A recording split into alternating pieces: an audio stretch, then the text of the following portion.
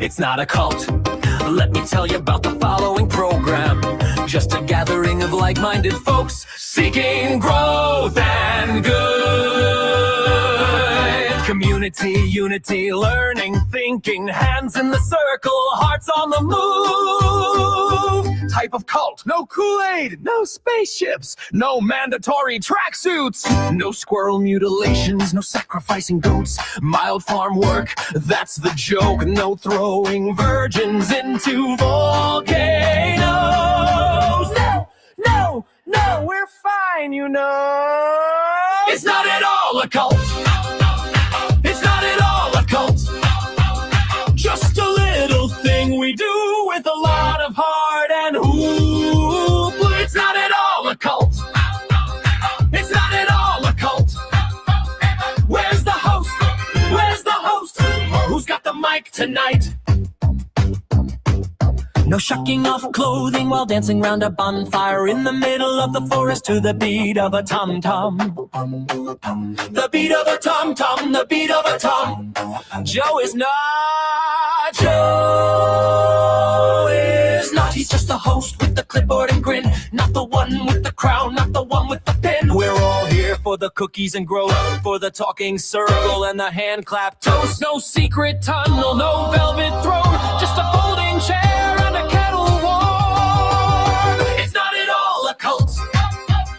It's not at all a cult.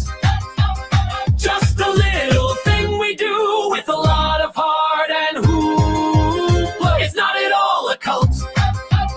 It's not at all a cult. Where's the host? Where's the host? Who's got the mic tonight? If you see Joe, point him this way. We need the host for the closing say. Not a leader, just a helper guy with a smile too big and a tray piled high. It's not at all a cult. It's not at all a cult. Community, unity, learning, thinking, sing it loud. It's not at all a cult. It's not at all a cult. Where's the host? Where's the host? Oh, there he is now. Good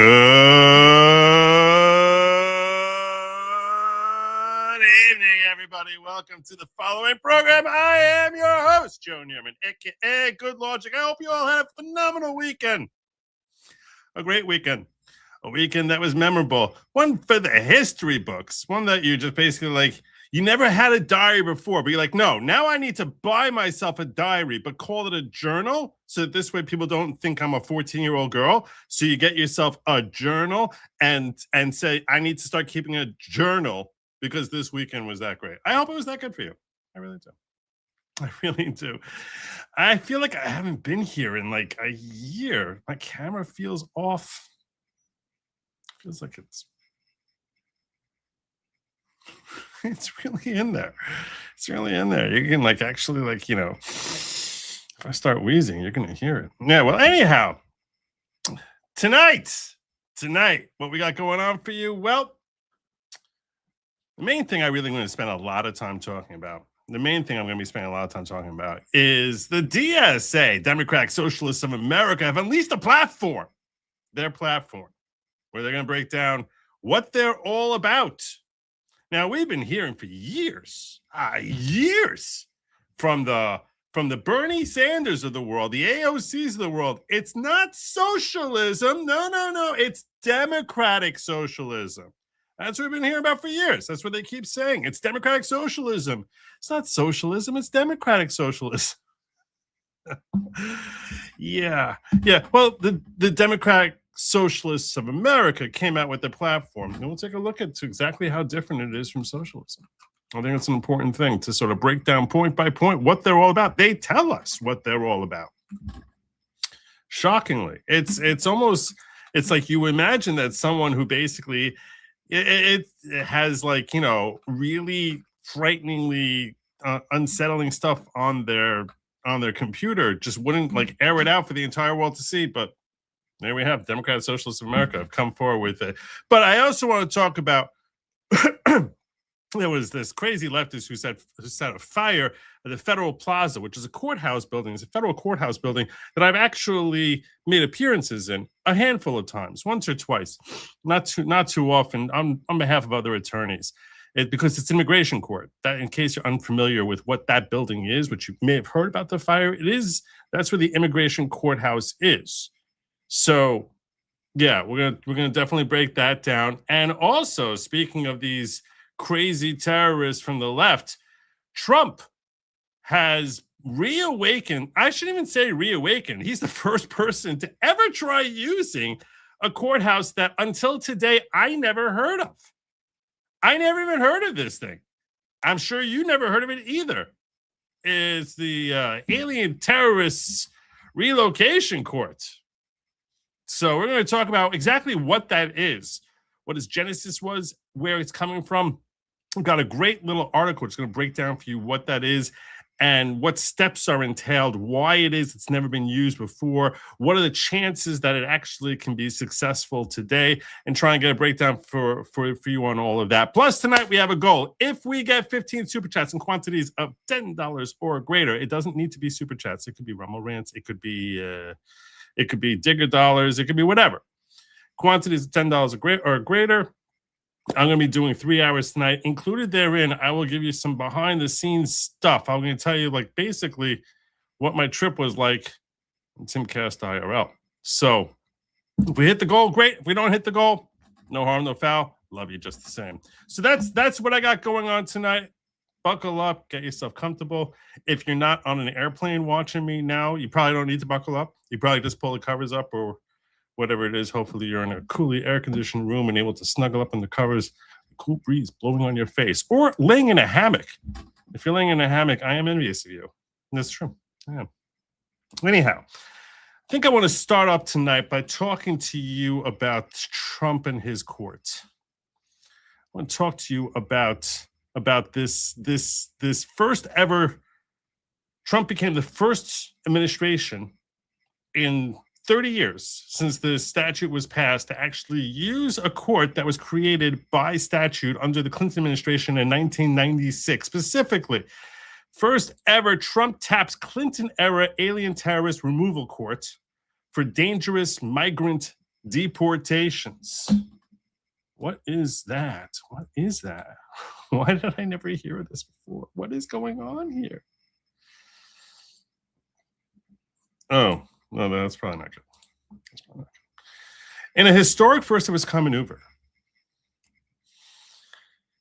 designed to bypass the gridlock of activist immigration courts, maybe, that's not the real reason to do it, as according to Breitbart, the DOJ has officially activated a powerful 30-year-old national security weapon to aggressively deport suspected foreign terrorists from American soil. The DOJ filed a petition for the Alien Terrorist Removal Court, ATRC, to remove an as yet unidentified person accused of being a terrorist. The ATRC was created by Congress in 1996 during the Clinton administration and has never heard a case in its 30-year history. It's not just never heard a case, it's never had a single application.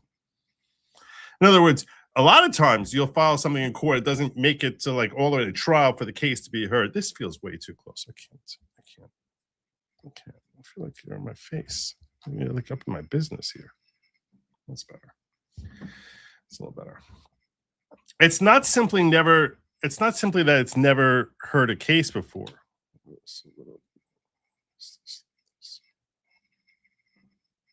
Something's wrong.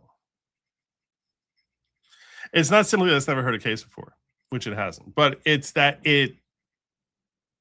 no one's even filed an application for a case to be heard by this court. And it's been active. People are saying, they're saying, he activated a court. He didn't really activate it. He just became the first person to walk in there and say, hey, what does this courthouse do? Oh, I think we got something for you. I think I got a case for you. On Wednesday, this last week, federal prosecutors ended 3 decades of bureaucratic dormancy by filing the first ever application with the secretive Alien Terrorist Removal Court. The emergency wartime tool, originally signed into law during Speaker Newt Gingrich's Congress in 1996, before 9/11. Left buried by previous administrations, empowers the executive branch to present classified intelligence directly to specialized panel of federal judges under tight seal, completely cutting through the red tape and endless appeals favored by open border advocates. The unprecedented legal assault signals that the administration is ready to wage total institutional warfare against the suspected radical jihadists and transnational gang operatives who capitalize on years of open border policies. Is it though? Is it? Maybe. Maybe. We'll see.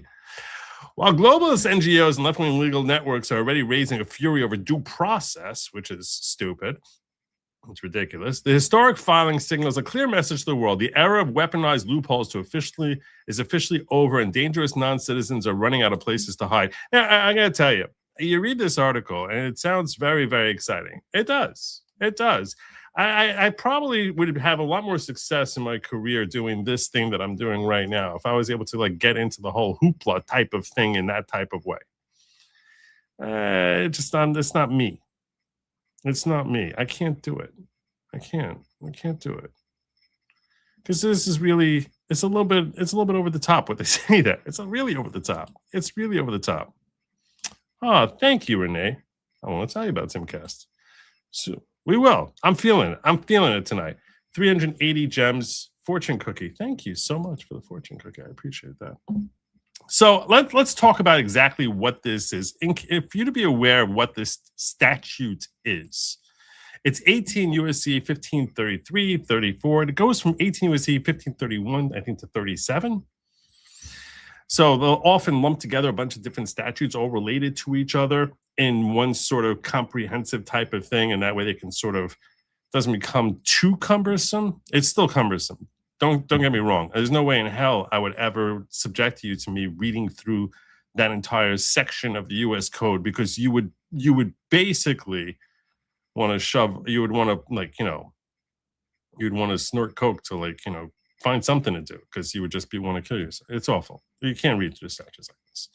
But I've done something better for you. Something better for you. I actually found an article here that I want to read with you. It's a law review article I want to share with you, which really breaks down what this statute is about. But this is just so you should know, I did take a quick look at it. So I did my homework for you guys, because that's why you watch a lawyer breaking down this stuff. It is 8 U.S.C. 1534.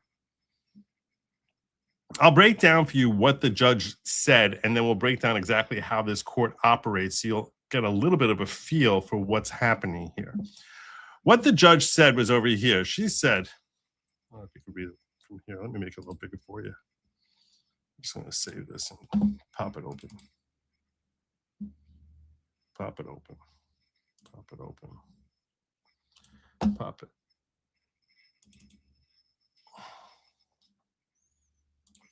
What she said was this. In a matter for application for removal. Why is it a matter? Because we're not even going to give you the name of the court. This is the first time there's ever been, you should take note of the fact, this is the first time any filings have been made that have had a court designated as Alien Terrorist Removal Court of the United States. They probably had to like look up, like, what do we call this thing?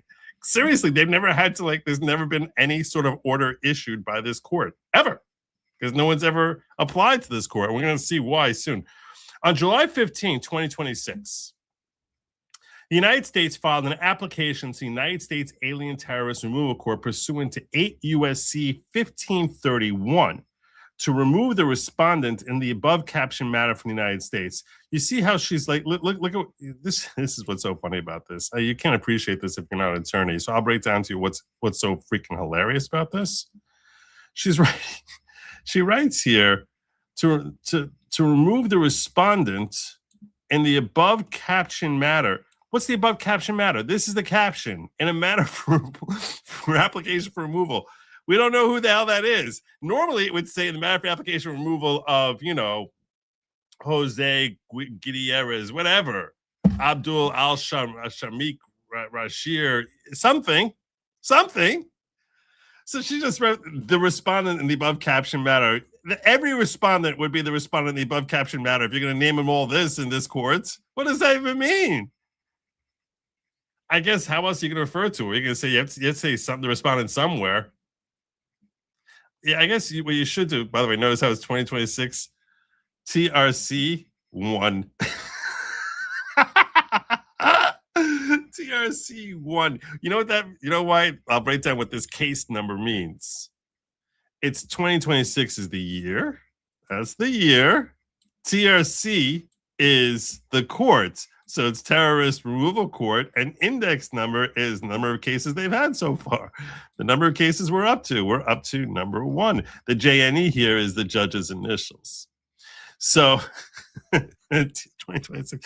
How are you going to remember that?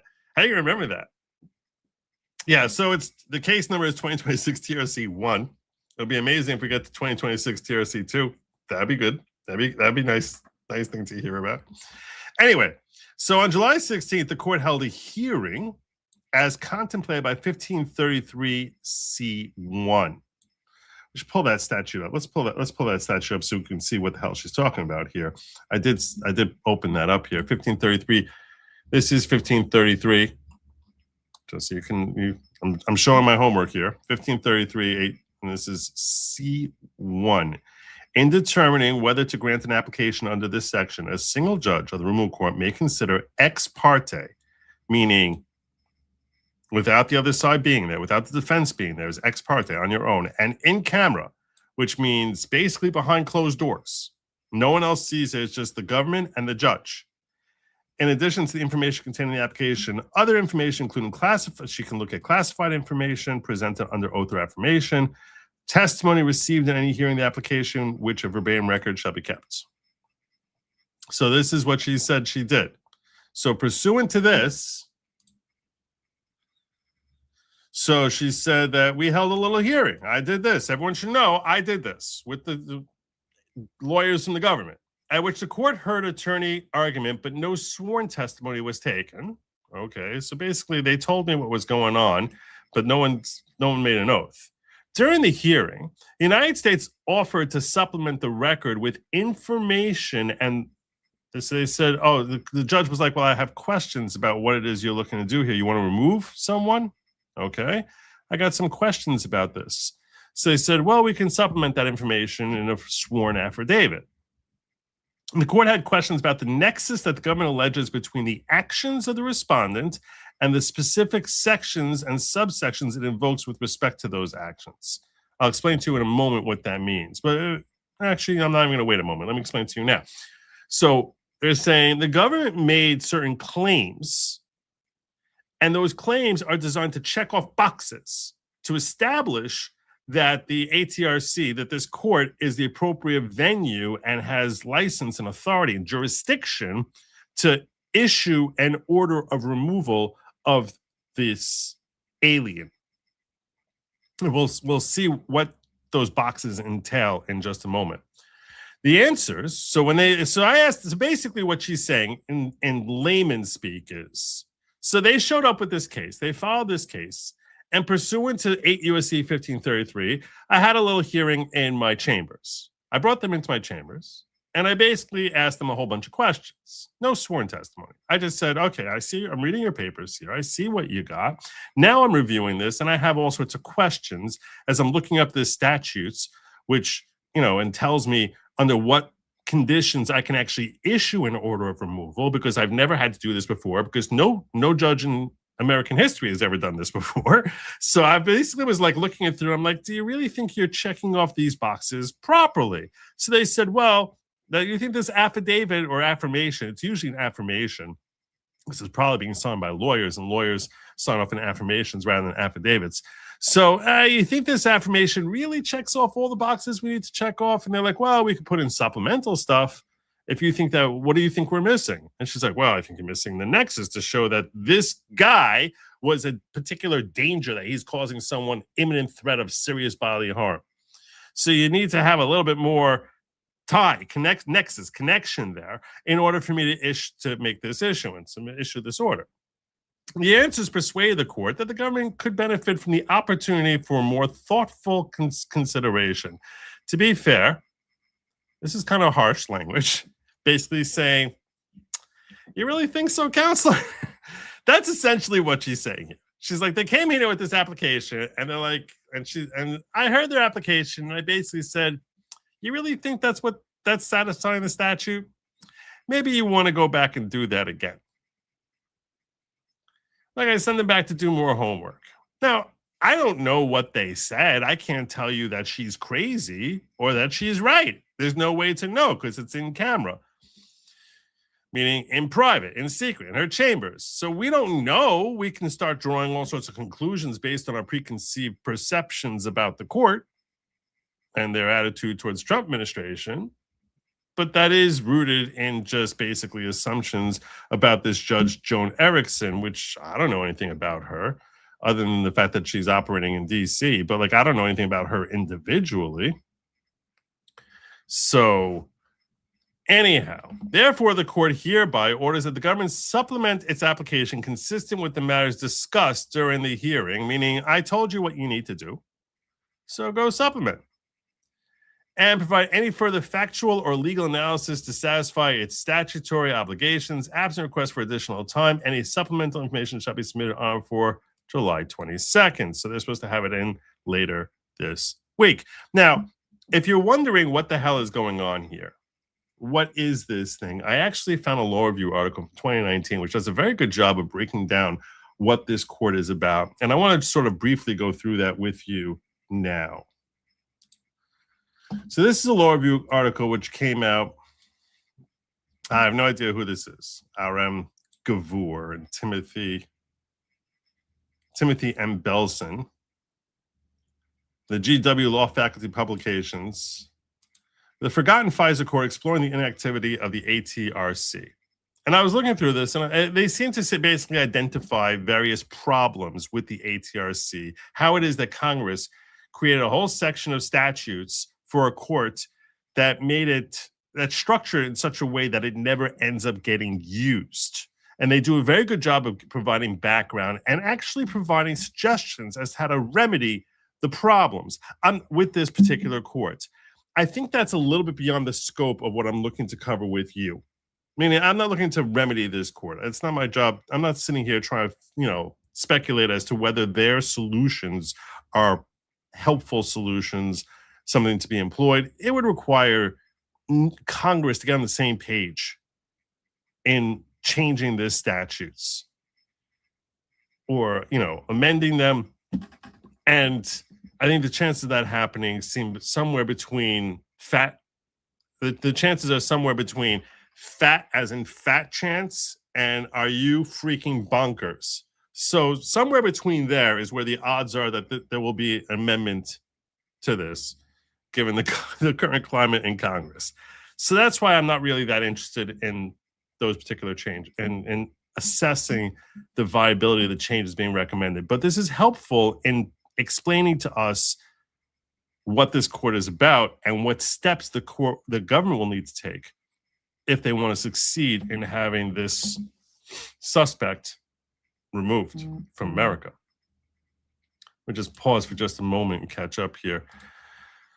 Joe say hoopla is definitely what I'm here for. I knew it. It's the hoopla. If your comment is about the lyrics from the song, and some of you all might have noticed that there's a different song that I used tonight. This is true. If you notice that, good on you. You have a keen ear. Okay, not a keen ear. You're not completely deaf. And yes, it is a new song. This week is actually a Jewish week of mourning. Mourning, mourning, sadness, right? Like there's Jewish mourning over the destruction of the temple, which culminates on Thursday. I'm not going to be here on Wednesday night. In fact, I'll give you a little heads up on that. During this week, we're not supposed to listen to music, specifically musical instruments. So I basically decided to try and ask my AI to create an a cappella song based on the lyrics of my intro song. So I used that. I don't know if what we heard was a cappella. It didn't sound very, I said use a cappella and beatbox, no instruments. And that's what it gave me.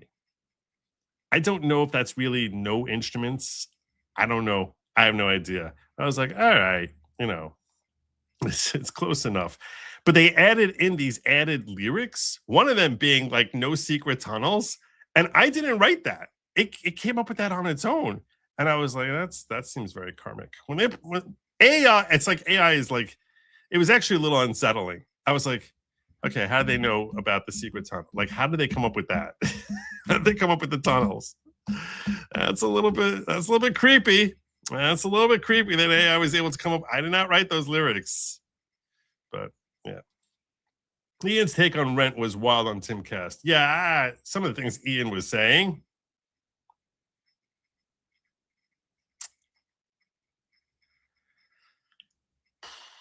He's a nice guy, and he's a well-meaning guy. Like, he's not like a crazy leftist at all. Definitely not. He's a good guy, and he's not stupid. I just feel as if he's got a lot of learning to do, but he's very open-minded. So I kind of like him. He's a good guy. He's a very good guy. All of them were very nice. Tim was really nice. Phil was really nice. Ian was really nice. Carter was really nice. All of them. Anyway, hey, thanks for the Go Trophy. Appreciate that. I don't know what this means, but thank you, brother. Good to see you, Shia. So, yeah, I've got a lot to tell you about. Assuming we hit our goal, I think we're going to hit our goal tonight. I think we will. It's a good chance. Good chance. If we get close to the goal, I'll bring us over. I'll bring us over the yards. I'll bring us over the finish line. All right. Anyhow, getting back in. So this article here, basically, we're not going to go through this whole thing at all. It's a law review article. In case you don't know what a law review article is, so when you go to law school, if you go to like any sort of recognized law school, well-recognized law school, they're going to have different groups which will put out law journals.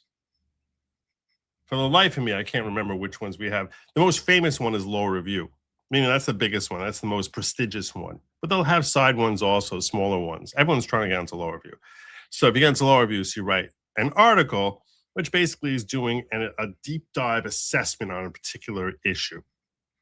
So in this one, Gavour and Belson put out that after 23 years and despite an always ready cadre of 5 federal judges, the Alien Terrorist Removal Court, ATRC, has not heard a single case. This was in 2019, which is an astonishing thing. Meaning they always have 5 judges at the ready. There are 5 people for the last 30 years who have been employed as judges and have never heard a single case.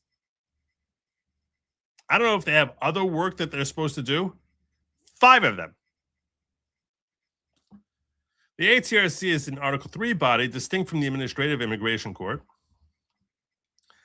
that exists to adjudicate civilly prosecuted alien deportation hearings within which the government can use classified evidence against terrorists without exposing national security information to the defendant or the public. This is the key point to what the existence of this court is. This is really the key part right here. Why does it exist? It's so that we can basically figure out if we can deport a civil proceeding in a regular court, but it's just its own special court, but it's not considered an administrative court. Immigration court is an administrative court, right? That means that's under Article 2. It's part of the executive agency. It's part of the executive branch. There's different rules for evidence and things of that nature. This is part of Article 3. This is part of the judicial branch, this court. No different from the district judge, the district court, or I guess in theory, Supreme Court. But the point being that so the rules of evidence and things like that are supposed to apply the same way here. Should be a little bit strong. It should be like a little bit tougher for things to get in, things that and issues like that. But by and large, it should be following the same due process rules. That's what it should be doing. But by statute, this particular court does not follow the same rules as you'll see in district courts. It's actually specifically designed to reconfigure the normal rules in a way that's supposed to give the defendant proper notice and an opportunity to defend themselves, while also giving the government an opportunity to use information that they covertly obtained without giving away their sources or specifically what that information is. In other words, to avoid giving the detail, avoid basically, there's all sorts of questions you can ask constitutionally. If you want to attack this statute constitutionally, I'm sure if I were so inclined, you could have a field day with what Congress did with this particular statute. You really could, because your ability to face your accuser, all the due process that's happening here, it's a very, very quirky statute. I'm not sitting here trying to take the side of alien terrorists or whatever jackass who I'm sure is a terrible, evil guy that the Trump administration is going after. I'm simply saying, just as an American, because this could apply to at least lawful permanent residents. And again, I don't think lawful permanent residents, which is like your green card holders, I don't think that they should have the same rights as you and me who are American citizens. So in that sense, I don't feel like that connected to it. I'm just talking about, if you want to think about this intellectually, philosophically, as far as having consistency, I think that you can ask all sorts of questions about whether Congress even has the right to create the court in the way that is designed to function. And maybe you can get past these hurdles that I'm identifying. But the objective here is basically this.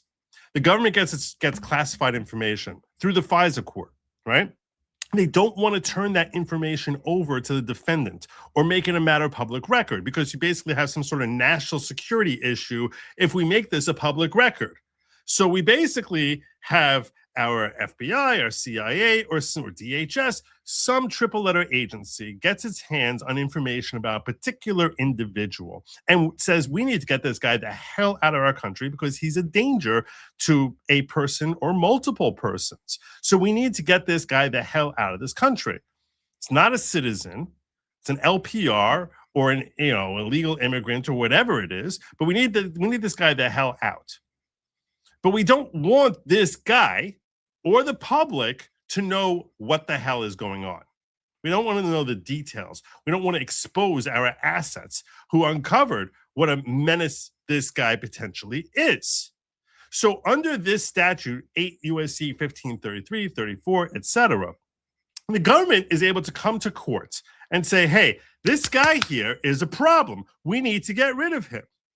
And when that happens, they say, here's a summary that we can give to the defendant, which will enable him to understand why it is that we want him removed, so he can sort of argue against it very generally without giving too many specifics that it will potentially compromise our assets in the field or our sources of information.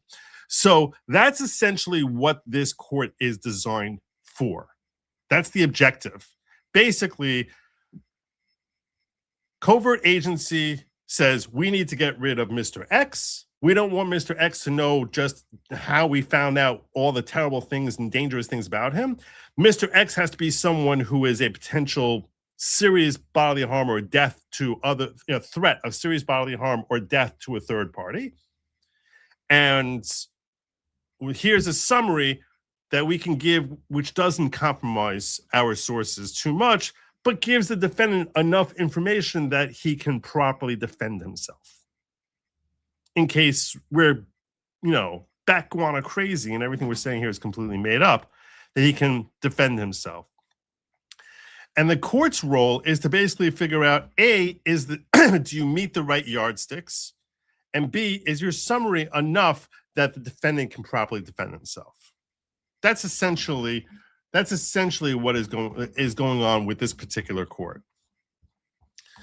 Now, The ATRC was created to address a recurring problem experienced by the DOJ. We're just going to read a couple pages here. The inability to use classified information obtained in the course of anti-terrorism investigations and removal proceedings without putting at risk the sources and methods responsible for such information. If we tell the defendant how we know everything we know, then his other friends who are potential menace also might end up killing our source. It could be really bad for our national security for them to know, but that doesn't mean we don't want to get him the hell out of here. Famously, in the late 1980s, the Justice Department sought to deport a group of non-citizens in LA for their activity on behalf of the Popular Front for the Liberation of Palestine. Yes, these folks have been a menace for a very long time. That group came to be known as the LA-8 in January 87, and it goes through the whole history here, how Reagan tried getting this thing passed in 1988. Democrats said, hell no. Then George Herbert Walker Bush tried getting something like this court created, and the Democrats said, hell no, and they couldn't get it through. But then, when Clinton basically gives the exact same idea, Democrats are like, oh, okay, now we'll do it. Because basically, in case you think Democrats being a pain in the ass and just stupid partisanship, over the last 15, it's a little bit of an ongoing situation we've been dealing with. So it goes through the history as to how this thing was ultimately created. Interestingly, the following 5 Democrats, this is after there was the Oklahoma City bombing. So you had Senators Joe Biden, Thomas Daschle, Dianne Feinstein, Christopher Dodd, and Herb Kohl introduced a revamped version of President Clinton's proposed legislation, Senate Bill 761. And they created this whole stupid. It shows you just how effective Biden is and always has been. It's like, yeah, he's helping to create this court during the Clinton administration, which has never ever been used. Such a useless. So this is how it works. So this is the real key thing I wanted you to understand. So we can understand, this is going to spell out for us exactly how things are going to work with this particular case here, assuming the government continues prosecuting through the ATRC. Congress established a detailed process for the ATRC removal proceedings. Removal proceedings on the ATRC may only be pursued when the U.S. Department of Justice filed a statutorily obligated application, including a certification by the Attorney General or the Deputy Attorney General. So Todd Blanche, or his right-hand man, has to be aware of what's going on here, establishing, among other things, probable cause to believe that the proposed defendant is an alien terrorist for whom traditional removal proceedings would pose a risk to the national security of the United States. So if we go the normal route, that's a hazard to the United States. You could see how that's a tricky thing.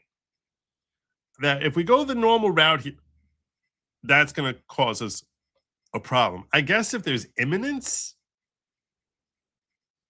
but it's a tricky thing already at that stage. Proceedings are not initiated unless an ATRC judge agrees that the application establishes probable cause on both points. So you basically need to establish that the postman is an alien terrorist, and that whatchamacallit, and that he's a threat to national security.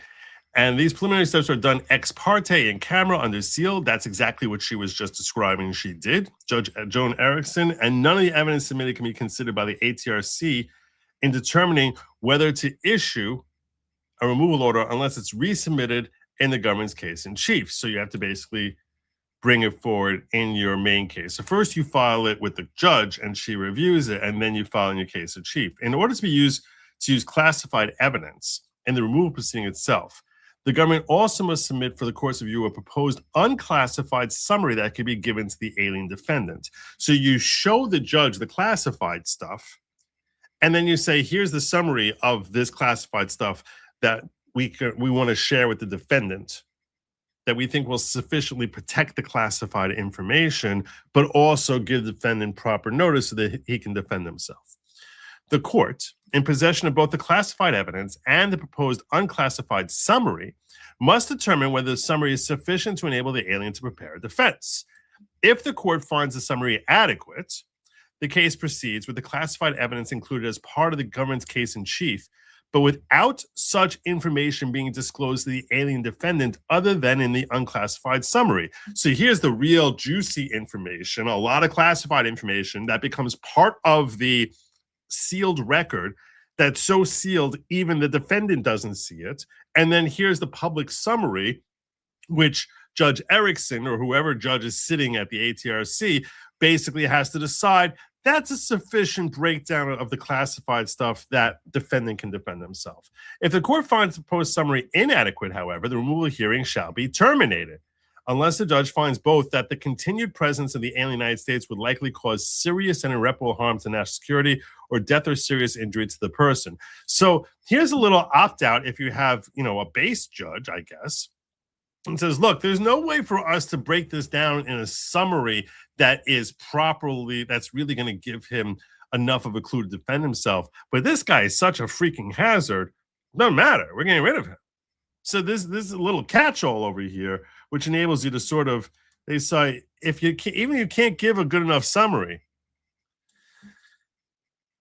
in which case you're normally supposed to terminate it. But if the judge says that the continued presence of the alien, if we let this schmuck stay on our soil, it would likely cause serious and irreparable harm to national security, death or serious bodily injury to any person.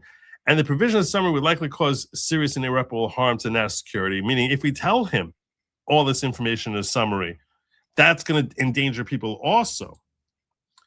Then you can move forward without giving him a proper summary. Where the judge finds that both criteria are met, the removal hearing proceeds. The alien is advised that no summary is possible, and the classified information is entered as evidence for the court's consideration. The removal hearing itself is open to the public and must occur as expeditiously as practicable. I don't even know what this means. The removal hearing itself is open to the public. It is technically supposed to be open to the public, but if the key information is all classified, I don't know what we're going to get out of having this be a public thing. Also, most federal courts are not at all open to the public. At least not on camera.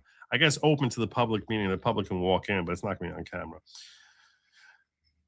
The alien defendant has rights to be represented by counsel at government's expense. So you have your right to counsel and to present evidence, subpoena witnesses, and cross-examine the governor's witnesses except on issues related to classified information. So you can't ask them about the classified information.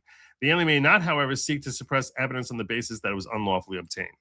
So you can't say, hey, you violated my you didn't have a proper warrant, fruit of the poisonous tree, can't present that. That doesn't work here. Again, think of how crazily different this is from the rest of our due process rights, right? If it's illegally obtained information, that's ordinarily considered fruit of the poisonous tree, and you can't use that for prosecution purposes. Here, there's no such thing as fruit of the poisonous tree. You can't even seek to have it get removed on the basis that it was illegally obtained. This is a shocking departure from basic standards as to how our criminal jurisprudence or civil jurisprudence even operates. This is a shocking departure. And that's why I question whether this would withstand Supreme Court scrutiny, frankly. Because if you're going to be fair about the way the rules are supposed to apply, and you want to say that even non-citizens are entitled to civil liberties, if they did this to a citizen, I'd be really mad about this. Now, I've told you, the law is that to a limited degree, but in large part, but not completely, folks who are in this country and not citizens do, under Supreme Court precedent, have certain promises of civil liberties as you and I, American citizens, share under the Bill of Rights. I've gone over this on this show many times in the past, why I think that's morally, philosophically, and in every way imaginable a wrong holding by the Supreme Court. I do not think they should be entitled to any of the civil liberties that are conferred to American citizens. But that's my personal viewpoint. That's not the law. The law is they are entitled to a large reflection of the civil liberties that you and I have, and in many ways, the same level of civil liberties that you and I have. So So with that being said, even though I disagree with the law, that is the law. And seeing as that's the law, I struggle to understand how it is that you can't even seek to suppress evidence because that was unlawfully obtained. That's if that was done to an American citizen, you should be outraged. Now it's being done again to someone who's not a citizen. So I'm not as outraged, but once they start doing it to non-citizens, I can understand a concern they're going to do it to citizens. Especially if the Supreme Court is foolishly continuing to recognize their rights as being similar to ours. Now, on the flip side, to give you perfect intellectual integrity here, in other words, to really give you complete and total balance, the one area of the civil liberties of non-citizens seems to be a little bit more disparate from American citizens is with issues related to deportation. So perhaps the easy hand waving of civil liberties about legally obtained evidence with respect to deportation is not a reflection of this being a pushback on our civil rights protections. Because there's already established precedent that when it comes to deportations, we're going to give the government a lot more hand, there's a lot looser rein on the government with respect to that. And I happen to agree with that, obviously, from a philosophical perspective, because I don't think they should be entitled to any civil liberties. So in that sense, perhaps we don't have to be that concerned about Congress being able to write a statute like this. I hope I broke that down for you. I know that was a little complicated, the point I was trying to get at there. But I try and approach this from a sound, balanced perspective, because I feel like that's far too rare a thing to find on the internet today.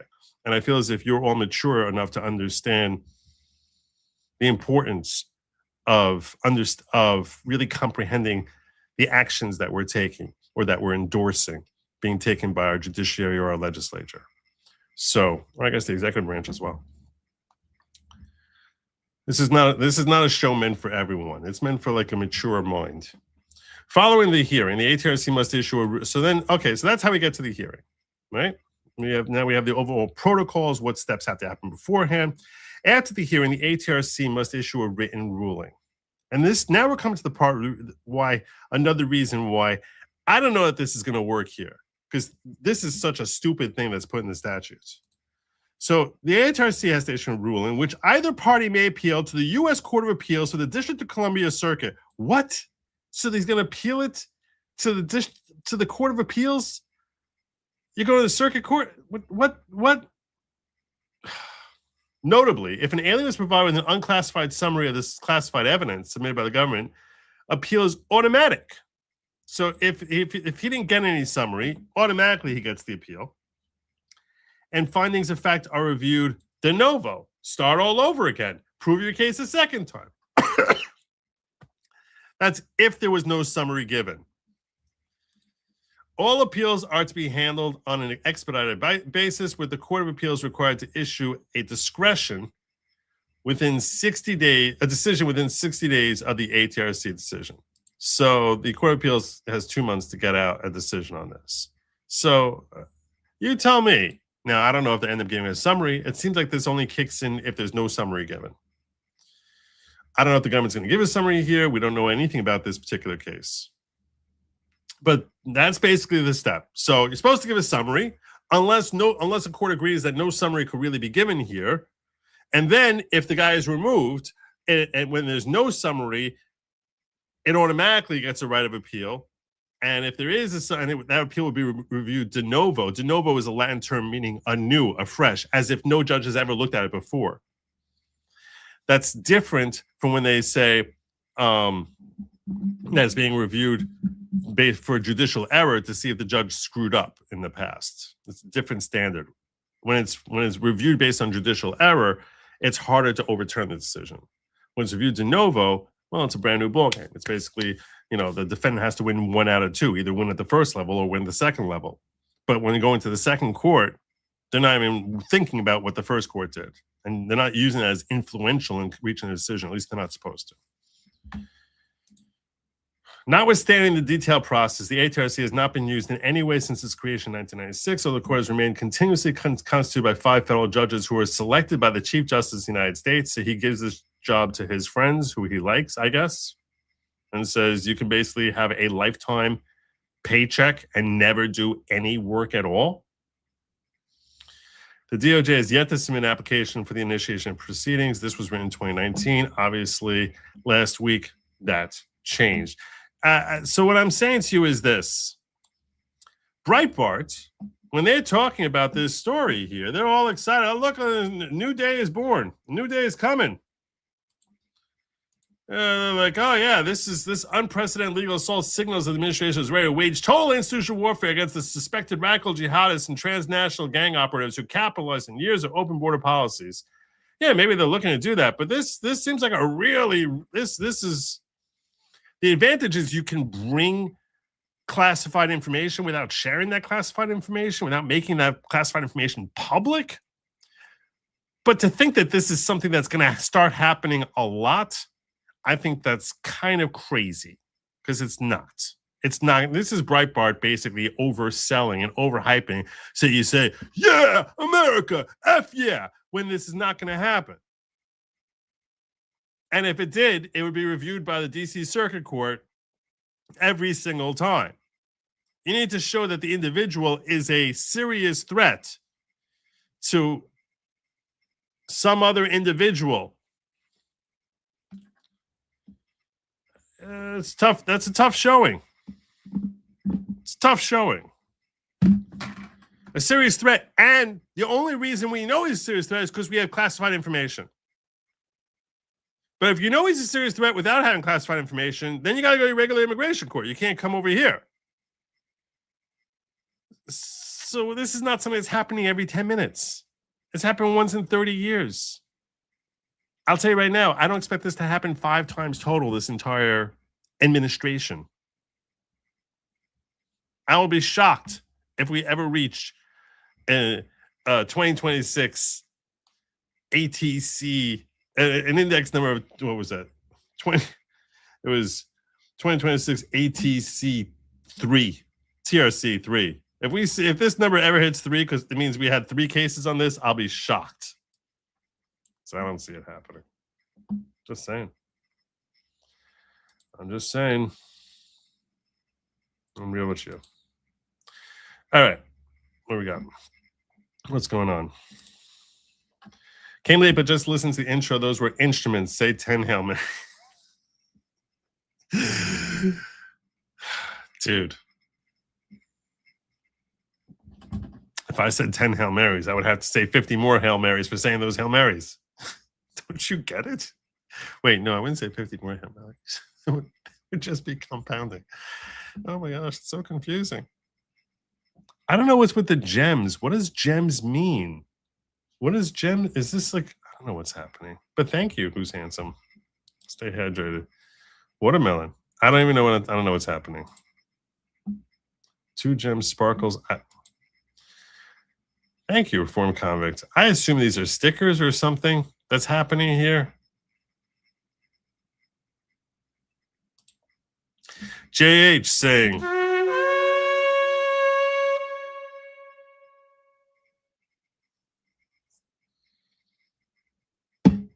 Joe, did you know that I sent in 2 $50 rum and rants to Timcast, one at the end of his regular show and one after show? I was praising you and Tim and trying to promote your merch store. This is why I don't send chats to Timcast. They never make it. I made the same investment once also. Very rare for them to make it up there.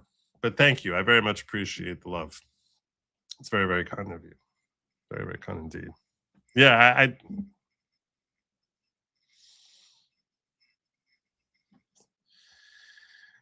he gets a lot of love. He gets a lot of chats. Deportation, not prosecution or punishment. I understand that. And that's one of the reasons that the Supreme Court has had a little bit of a more lax protection of Democrats. Oh, excuse me, Democrats. Let me say that. Of the rules when it comes to deportations. Were you seeing Country Roads on the way to Tim Pool's place? No, I wasn't. What made you ask that question? It is in West Virginia. Oh, that's why you're from West Virginia. Country Roads. And it is like, you do feel like you're going to the middle of nowhere. They blindfold you. So you can't, so it's a secret compound. And then they take you to the back cave. Sean, so good to see you, brother. Remember, chat, Democratic Socialists, Bolsheviks are afraid of helicopters. Comedy from mommy. Thank you so much, Julie Mumford. Sending a loot box. God bless you. Yeah, I haven't started covering the Democrats yet. I'm working my way there. I should get there relatively soon because I want to spend a little bit of time on that. I got some stuff to talk about on that. I got some stuff on that. Let me check over, make sure I haven't missed anything in the ghetto. Are we good in the ghetto? Dan Vicious gifting a subscription. No Rumble audio? What?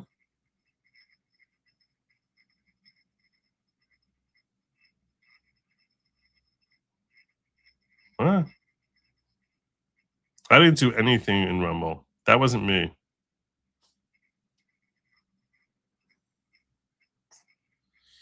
Oh, okay. You fixed it? Good. Good job, Azellen. Yeah, I didn't have any problem with. I had no knowledge of any of that. But yeah, this alien terrorist removal court is not going to become like a thing you're going to be hearing about all the time. It's just not. It's not. It's a very limited application. I will tell you one thing that I am very excited about on the Trump thing before I move on from this. One thing I am very excited about. The one thing I am very excited about from the Trump administration related to its current efforts, aside from its complete seizure of the border and closing that down. One thing that makes me very, very happy is ramping up of the denaturalization. From last resort to intimidating enforcement tool, denaturalization in the Trump era. I'm not going to go through this entire article, but the Trump administration is looking to sharply expand. Where was this? What was this from? A couple of weeks ago. Trump administration is looking to sharply expand denaturalization, which has been historically rare, by using quotas, instituting new priorities, and broadening its targeting. This is what we need to be doing. Denaturalization is the way. This is the way. This is what we need to be doing. A lot more of. A lot more denaturalizations. I would love to see 1 million people denaturalized. Once largely reserved for Nazis, communists, and major national security threats, denaturalization is now being pursued for a wider set of cases deemed important to prosecute. Denaturalization cases average just 11 filings per year from 1990 to 2017, and fewer than 150 people were denaturalized between 1967 and 2017. So over this 50-year period, 3 people a year were denaturalized. Shocking. After which, in 2017, the U.S. Supreme Court sharply curtailed the practice. Yeah, that very strongly right-wing court sharply curtailed the practice. The administration had reportedly identified. Notice when Trump was in office in 2017, they're like, "Oh, we gotta snap back at that." So I'm a little nervous as to like how much success they'll have if more of these cases go to the Supreme Court. The administration has reportedly identified 384 potential denaturalization cases by April 2026, filed charges against 39 people by June of 2026. Critics argue the campaign's most immediate effect may be fear. It challenges the long-term held view that naturalization is the final secure step in the immigrant integration and belonging. The Trump administration has embarked on a robust campaign to strip a record number of immigrants of their U.S. citizenship, shifting resources within the government to achieve the quotas it has imposed on federal prosecutors. While the process of denaturalization is as old as naturalization itself, albeit historically rarely invoked, The administration is seeking to use its authority in greater and different ways. Once reserved largely for Nazis, communists, and security threats, denaturalization now could be used by the Trump administration for a broad set of criminal acts and cases deemed sufficiently important to pursue. What does that mean? What does that mean? Now, the left is screaming, oh, you're just trying to chill speech, because that's the only thing that they know. The administration's ability to meet its ambitions is uncertain given the legal protections related to citizenship that have evolved over the years. When Congress brought naturalization under exclusive federal authority in 1906, it saw denaturalization as a measure of last resort. And they say that basically what their objective here is that they can get rid of sex offenders and fraudsters. That's the way that they're trying to use it now. That's the objective. The process of denaturalization has evolved considerably over time. Congress sets the conditions under which immigrants can gain U.S. citizenship, which has specific and strict guidelines. Ha ha ha ha ha ha ha. Effectively, someone can be denaturalized only if authorities prove they fraudulently or illegally procured citizenship with a heavy burden of proof on the government. Generally, there are three ways a person can be denaturalized. One is if they obtain citizenship without meeting the qualifications for naturalization. So they basically lied on their admission, Ilhan Omar, which includes a duration of physical presence in the United States, evidencing of attachment to the Constitution, evidence of attachment to the Constitution. This is a yardstick that they don't seem to actually take very seriously at all. And good moral character.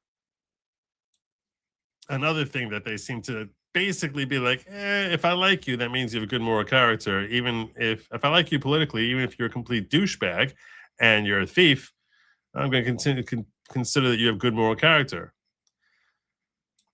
So adverse actions either before or after naturalization can be cause for losing citizenship. In August 2025, the Trump administration issued a policy memo substantially raising the bar for positive finding of good moral character, placing greater emphasis on factors including compliance with tax obligations, educational attainment, and community involvement. They're supposed to be financially independent also. This is like a news flash for you. That's the way it always was in this country. Didn't matter who the president was. No matter how far left they were, they had to be financially viable. The second way someone can be denaturalized is if they conceal the fact that made willful misrepresentation that would have affected their grant of naturalization. Like, I don't know, if you're married to your brother. Like concealing your affiliation with a totalitarian government or a terrorist organization. Third path is if someone gained citizenship through service in the U.S. Armed Forces but was discharged in other than honorable conditions before a total of 5 years of service.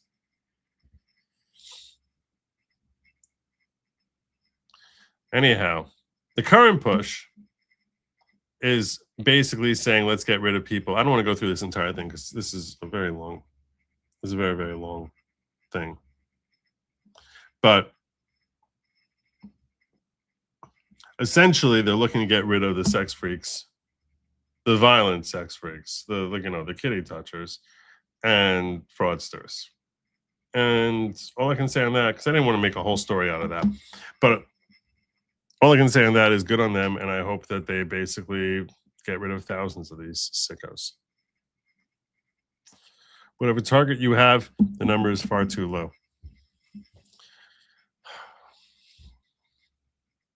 We need to make citizenship great again. That's what we need to do. Make citizenship great again.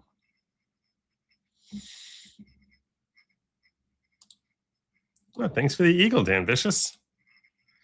So many Democrats in denial and doing whataboutism. Tucker is a POS and won't be invited anywhere anymore, and neither will Candace. So F his whataboutism on this one with Hassan. Yeah. Yeah, it's astonishing what they've done. It's really astonishing. I'm trying to figure out why my camera still feels off, but it does feel off. Try to fix it by tomorrow.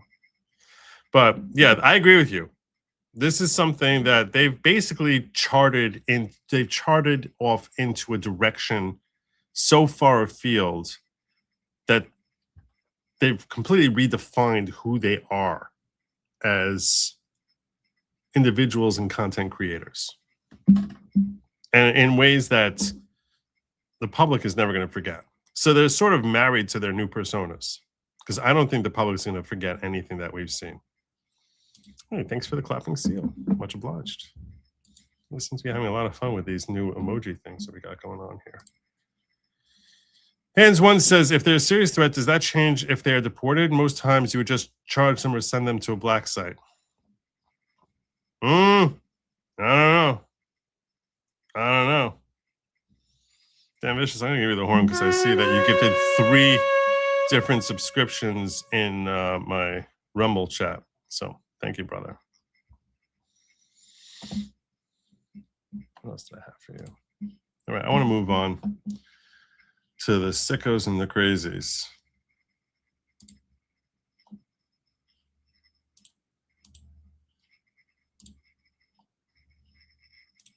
So this happened today. You likely have seen this video. This building that this individual is walking by, his name is Andrew Arabaka, we would later learn, is called Federal Plaza. This is the site where this is where the Federal Immigration Building is in downtown Manhattan. All of the courthouses in New York are in a particular jurisdiction. They're very close to each other. They're all a couple blocks within a couple blocks of each other.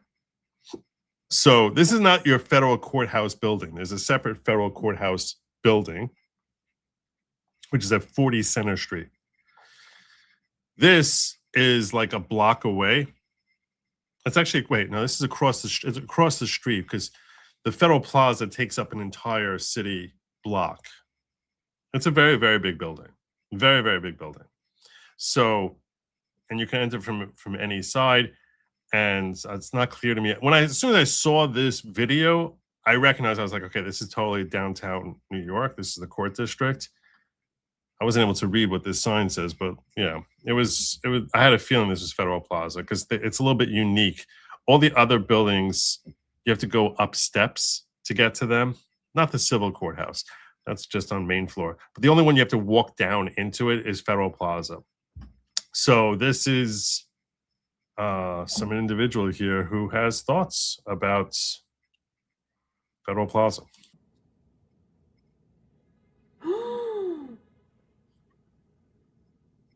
Guys, oh my God!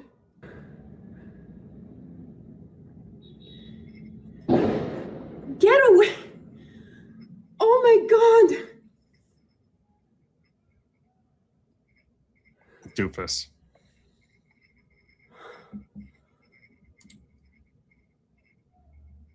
Oh my God.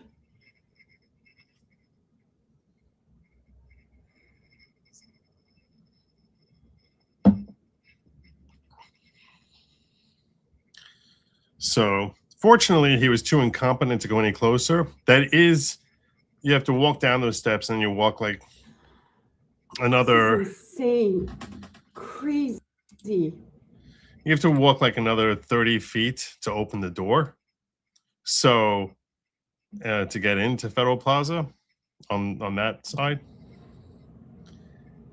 Now, all the entrances there have security, which is probably why he didn't bother going down the steps. I saw Robert Gouveia talking about this, saying he was too stupid to get closer. The reason he didn't get closer is because he was probably afraid of security inside the building coming out and grabbing him. Although, frankly, I'm glad that it doesn't seem anyone did, because they probably would have been very seriously injured if they tried. But fast-acting work by the authorities there and making sure they caught this guy before he got anywhere. Got another angle of this over here.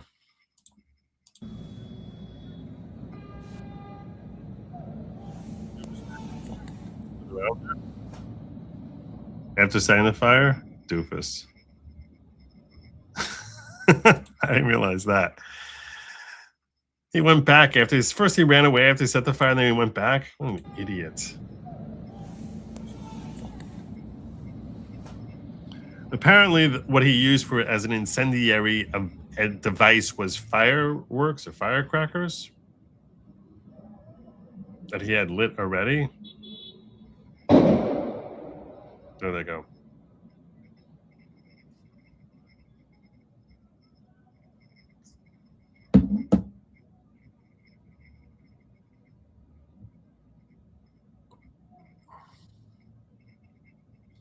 You can even see over here, that's the revolving door.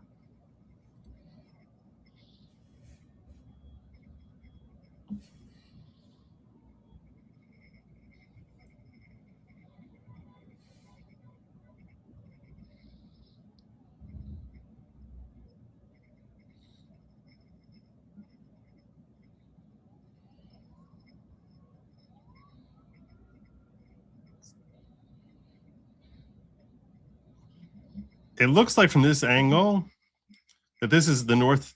I'm just guessing from looking at this. This looks like the north face of the building. So I think that over here, there's like a little park area. And on the other side of the park is one of the courthouses. There's one courthouse is at 40 Center Street. The other is at 60 Center Street. This street over here is Lafayette, which goes from north to south. And this street over here on the other side of the park is Center Street. So on Center Street is where you have at 40 Center Street is the Federal Building. At 60 Center is New York Supreme Civil. That's our lowest level court. That's one of the busiest courts in the country. That's at 60 Center Street.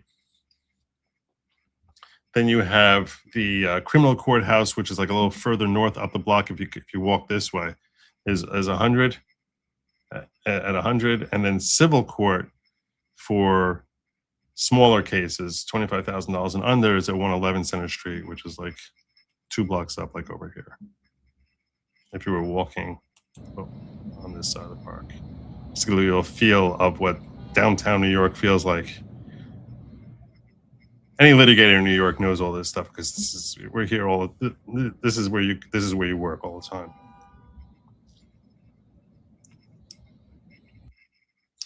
So, one or two more on Fox News this. alert, 5:30, new footage just into us of the suspect setting that fire outside a Manhattan Federal Building. This was a man with a history of anti-immigration and customs enforcement activity. He set off this incendiary device outside the Manhattan Federal Building. It houses the immigration court. Video clearly capturing the moment that the suspect poured a liquid and then ignited it outside 26 Federal Plaza, sparking a massive fire, now seen on your screen in this new video. The person has been named, the suspect in this, Andrew Arabica. Sources do say that he had, quote, anti-ice stuff on him. And this is the moment that they are able to take down the suspect. You can see them, the authorities breaking through the barriers there, dogs with them, quite a scene. Clearly, this looks to have been taken from a window of a higher rising building that captured this moment and that fire. So we are still waiting on more details from this. As you can see, bottom right of your screen, the FBI is going to have a full update on this New York incendiary device situation. And I think I have one or two more on this. Yeah. So this is the update that we got from them. His goal was to target the building. He said that I'm not going to get into all the details of a post-arrest interview, but he was Mirandized, read his rights. He did agree to talk. In that post-arrest interview, he did say he was targeting the building and he was okay if he hurt or killed people going in and out of the building, whether they were federal employees or civilians. I would mention, a lot of business was canned, not by the Federal Protective Services. Federal Protective Services, once they mitigated the situation, the building remained open, employees could come and go, and we continue to do work. But some agencies decided to close business for the day. There was a naturalization ceremony scheduled for today that was canceled. And the one civilian victim was an immigrant that had a hearing today for their immigration status. So that's quite unfortunate and quite ironic at the same time. It is quite ironic. Isn't it ironic? I really do think. Much more than rain on your wedding day. That's very ironic. The guy who's standing up for immigrants ends up setting an immigrant on fire. Doofus. People are sick. They're insane. You want to know why? It's because the media just serves as a shill for them. This is the headline from NBC News put out on this obvious act of terrorism. Fireworks set off outside 26 Federal Plaza, sources say, sending smoke billowing. Fireworks. That's what they call this. Fireworks. How sick and twisted is NBC freaking News? How disgusting. Fireworks set off outside 26 Federal Plaza. It's maddening. It's maddening. People have no soul. They basically create more opportunities. They encourage. They just keep running cover. Keep running cover. Unbelievable. NBC News just exposed themselves as lying propagandists yet again, because now we have the video of what actually happened in NYC outside of 26 Federal Plaza, and it sure wasn't fireworks. NBC was quick to get on the internet and say that this wasn't a terrorist attack. It was just somebody setting off fireworks. And, you know, part of me wonders if they saw the man that did it, the video that they didn't want to share, saw what skin color he had, and knew that they had to cover for somebody that was doing criminal acts like this, because that's what NBC News does. I'm going to show you the actual video, and then we're going to talk about how asinine this statement is. Oh, yeah, just fireworks. Nothing to see here. It's not like he dumped gasoline or some sort of combustible on the ground with 2 bombs, hoping that they would explode. Just having some good old 4th of July fun. Be so effing for real. On top of all that, it seems that NBC, CNN, all of these left-wing news outlets really don't want anybody to see what this man looks like. Because apparently, if it doesn't fit their narrative, and, you know, if it was a white man, they would be sharing it all over the internet. But since he's not, and you can clearly see that, it's going to take them... Honestly, I can't clearly see that. I cannot clearly see that. I can't tell what the hell this guy is. like 12 days to finally announce what his real motive was, which we all know. We all know what this man's problem was, because this is a federal building. This is associated with ICE. We know exactly why he did this. So all of the Democrats, Mamdani, anybody else that has spoken negatively about ICE and our federal agents has this on their hands. And they will continue to have these sort of events on their hands until they stop the toxic, disgusting rhetoric. They don't. NBC News, you should be ashamed of yourself. I hope everybody sees this post and realizes what a lying sack of you-know-what all of you are at that station. Amen. Amen. Should never, ever, ever, ever, ever watch NBC News. Disgusting. Really disgusting. Century Bro coming on in here. What a fitting. God bless you, brother. Thank you so very, very much. Much obliged to you.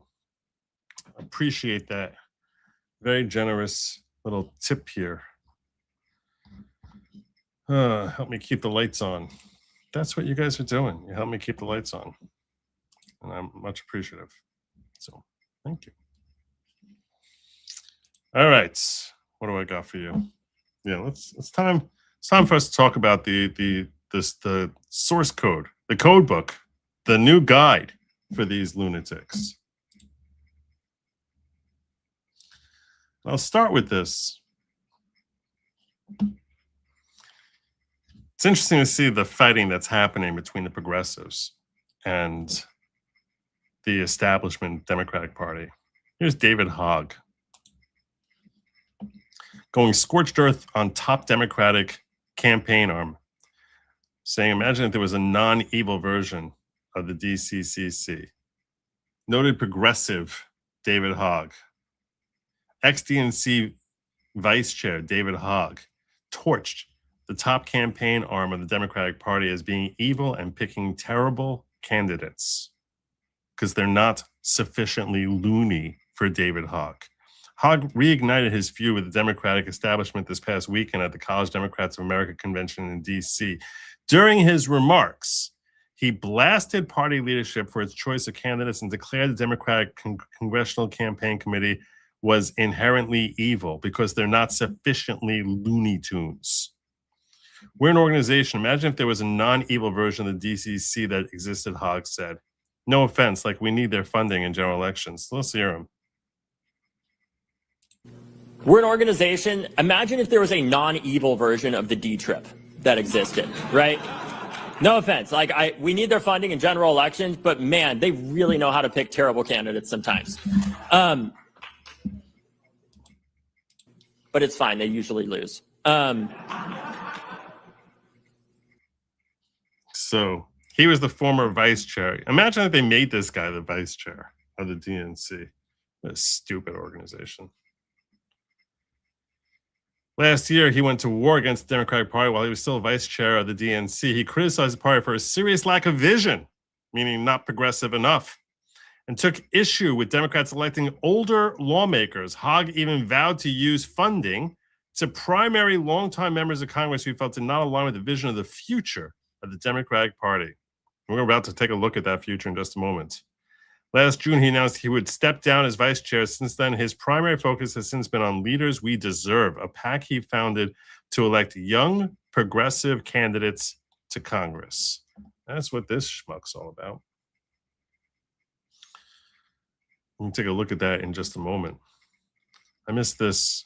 Charles, how you doing, brother? Jules virtual gifts are a new way for this site to get more money and not give it to their hosts. Super chats are a better value. Is that really true? I don't get the money from the Jules. Let me check this out. Let me ask Grok about that.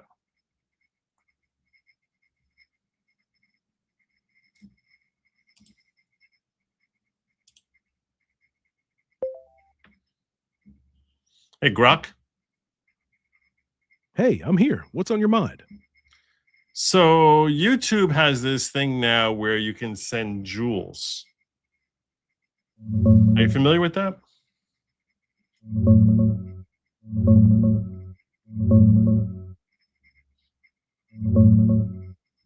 Yeah, it's their new gifting system called Gifts Powered by Jules. Viewers buy jewels with real money and send animated gifts during live streams. Creators get paid in rubies, where 100 rubies equals $1. It rolled out late last year and works on both vertical and horizontal streams in the mobile app. Pretty much a direct rival to Twitch Bits or TikTok gifts. Yeah, but my question is, do I get, as a content creator, a smaller cut of that than I would if they sent a $5 super chat, if they send 500 rubies?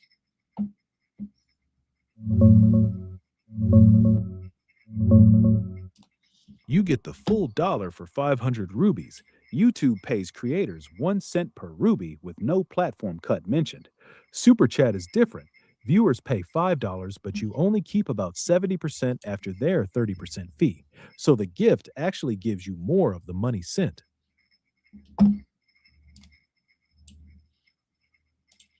Well, that's interesting. Grok disagrees with you, Charles. Who knew? Who knew? I didn't know. I still take your word for it, Charles, but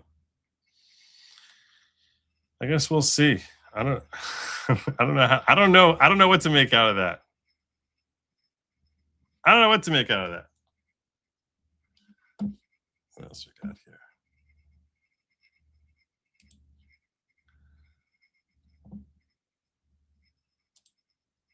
Thank you for keeping up the good work, my friend. Oh, thank you. Member for 51 months.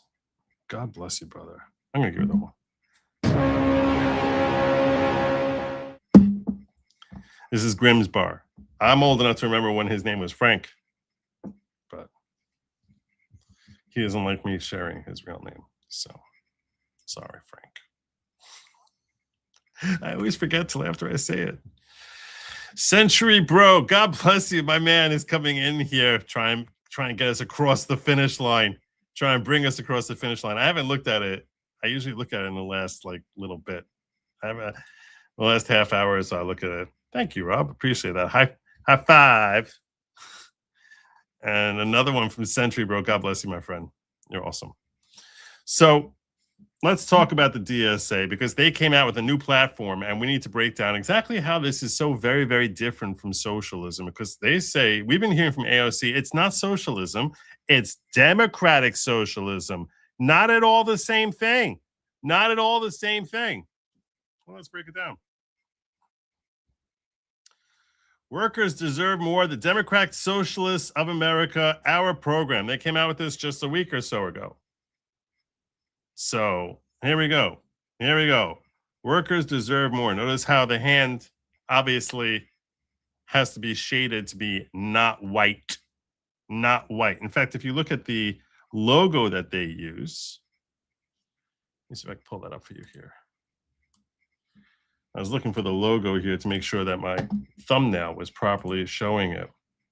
Notice how it's like a black hand that's sort of like gripping that and like yanking the white hand.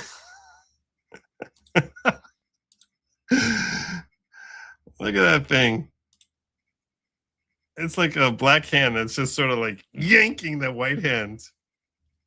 Yeah, I noticed it. That's not accidental. That's not no. By the way, another thing is, notice how this is obviously supposed to be a rose.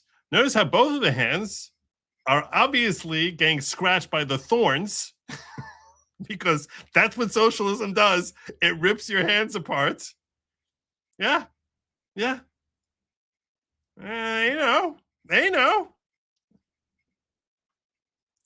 So we're gonna have the black hand ripping out the white hand, while both hands are getting slashed to bits by thorns. That's essentially what this is. That's what socialism is. Well, let's see what they actually claim as their platform. Let's check them out. Imagine taking a day off from work in a future without capitalism. Not at all the same thing as socialism. It's democratic socialism. It might not feel as badly needed as it does now. You enjoy, meaning you're going to be so relaxed all the time, you're not even going to need a day off. You're going to love being a slave 24/7. You enjoy your work. It's interesting to you, and you're well trained for it. You work as much as you're able and no more than needed. And you would control your own labor and see it going to good use. It's not just a job to pay the bills. Oh, wow. I can't wait to live in this utopia.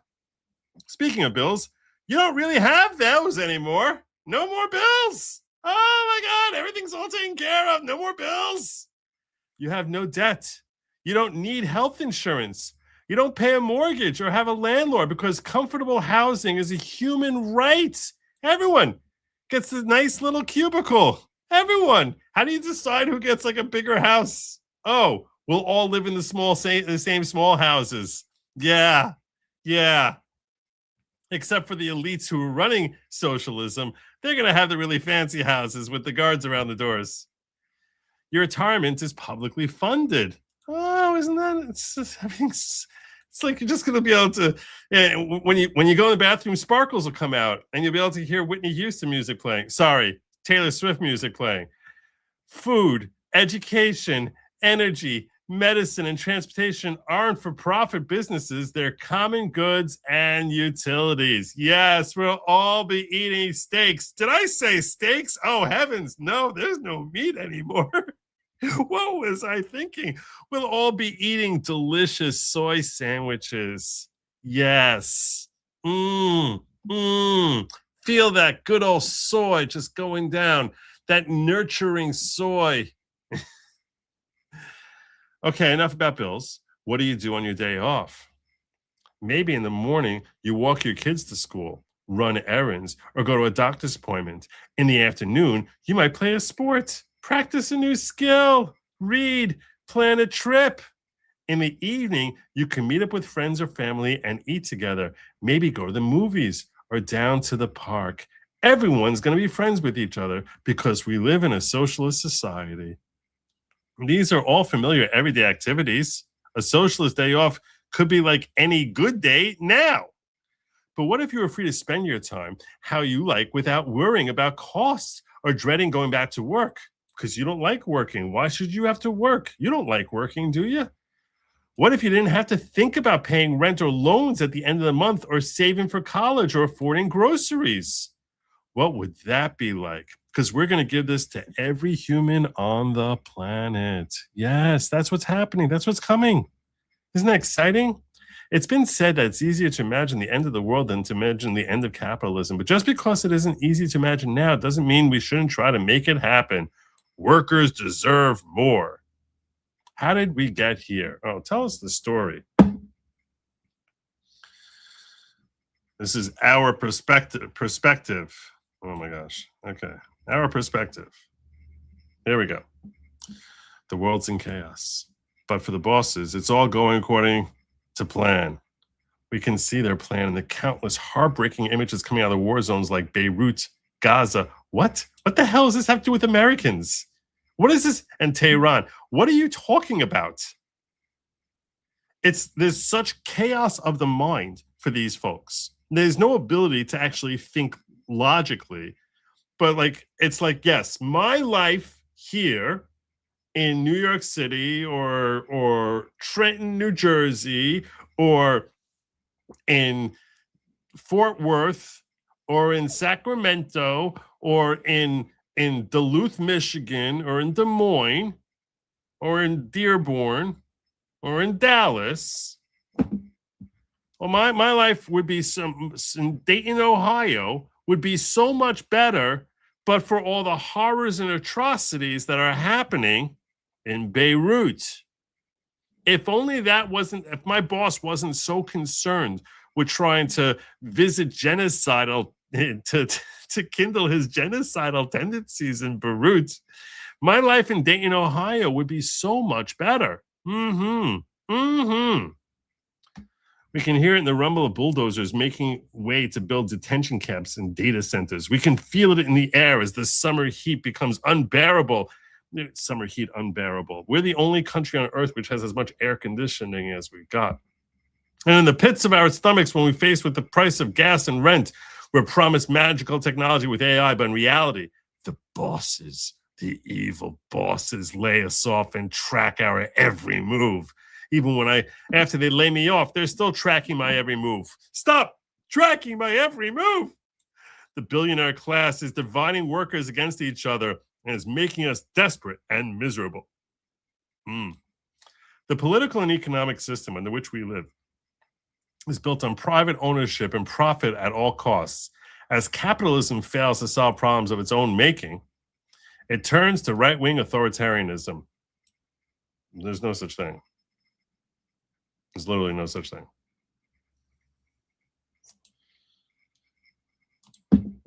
Authoritarianism is the exact opposite of what conservatism is about. The whole point to capitalism is that you're free to make choices. Stupid. But they're assuming that whoever's reading this is too idiotic to see through the nonsense that they're spewing. That's essentially what we're seeing here. Big businesses make deals with the government to line their pockets, and politicians stoke hatred between working people. Instead of offering real solutions to unemployment and the cost of living, they attack immigrants. And you basically want to house, clothe, feed, and educate and take care of the health issues of anyone who wants to come to our country. So they attack immigrants, communities of color, and trans people. Yeah, that's what it's always been about historically.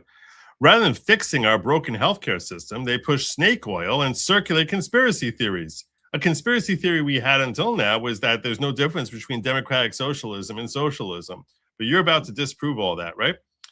The Republicans are in on it, obviously. Democratic Party is asleep at the wheel, and both are funded by the same criminal class of billionaires and war profiteers. Democratic Socialists know that no one has to live like this. Yeah, because this has worked so many different places before. If we lived in a classless society and governed ourselves, we could freely build a world without war or poverty. And this is definitely not true. We could build a world where no one suffers for their race, gender, or religion, and everyone is free, equal, and cared for. You're already starting off by hating all white people, so I'm not sure when you say that no one's suffering. I'm not sure what that means.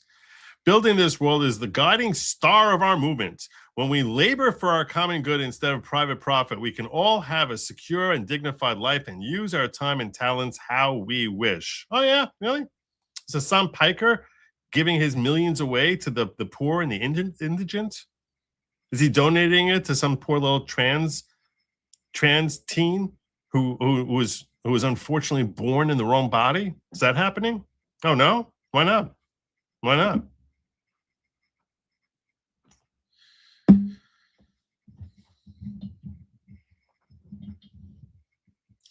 To achieve this future, our class must organize. What's our class? Who's that? The Democratic Socialists of America is building a party whose goal is a democratic society of working class. By the way, a democratic society where no one's allowed to check our elections, where we're not allowed to have any sort of monitoring as to who's voting or how many times they're voting. Very democratic. The completely undemocratic Democratic Socialists of America. Our enemies are not just individual bosses. Oh, well, that's good. Because your list of enemies is way too long. Because it's not our individual bosses, because we have to put Bibi and Trump at the top of the list. But the entire global system of capital, not just this or that cop, judge, or president, but the entire anti-democratic structure of our society. We are workers fighting to transform society, to win the battle for democracy, draft a new constitution. Draft a new constitution. And create a democratic socialist republic. Let me just read this to you again. We are workers fighting to draft a new constitution. You're about to see what they want to include in that constitution. Draft a new friggin' constitution. Because the freest constitution ever divined by any nation ever sucks, according to them. Because we need to have, like, I don't even know. We have more freedoms, or I don't know. We're not free enough. Doofuses. And create a democratic socialist republic. DSA has written this program for ending capitalist oligarchy and creating a real democracy. Some of these demands may be won under our current system, but we know complete victory require building a new society from the ground up. So tear it all down. And this is, you wonder why they're setting buildings on fire? Because they want to tear it all down. That's what they're admitting to you. Why is it that people feel like they'll get away with it in Manhattan? Because they got a socialist who's the mayor of the city. They know how it works. We push these demands to their furthest extent today so we can fight for the fullest realization in a socialist future. Join us. This is what we fight for. Here's our new constitution. Here we go. Here we go. Let me just see Century. Here we go. Century Bro's been working really hard. He's been working really hard on me.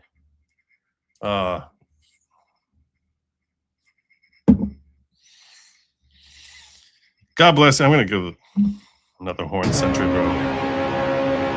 He just came out here with, I don't even know, 1, 2, 3, 4, 5. Unbelievable. You're amazing, brother. Just one, and another one, and another one, and another one. And then Ann Bell said, I want to hear what happened behind the scenes. God bless you. And I'll say it now. Go!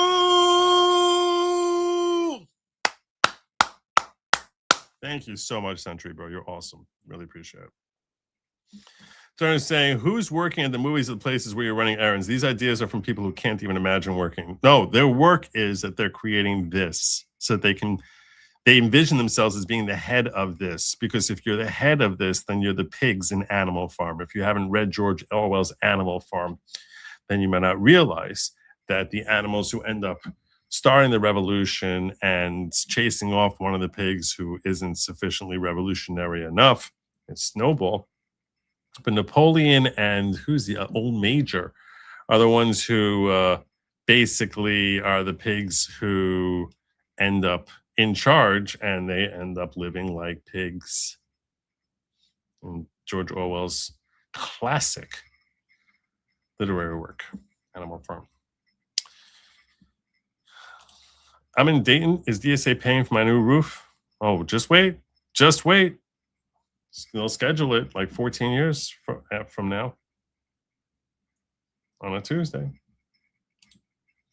Sounds like Star Trek economy. Problem is that post-resource scarcity society as opposed to reality, which is resource scarcity society. Okay, I need to just pause for a minute here. I tried explaining this on Tim Pool. Okay?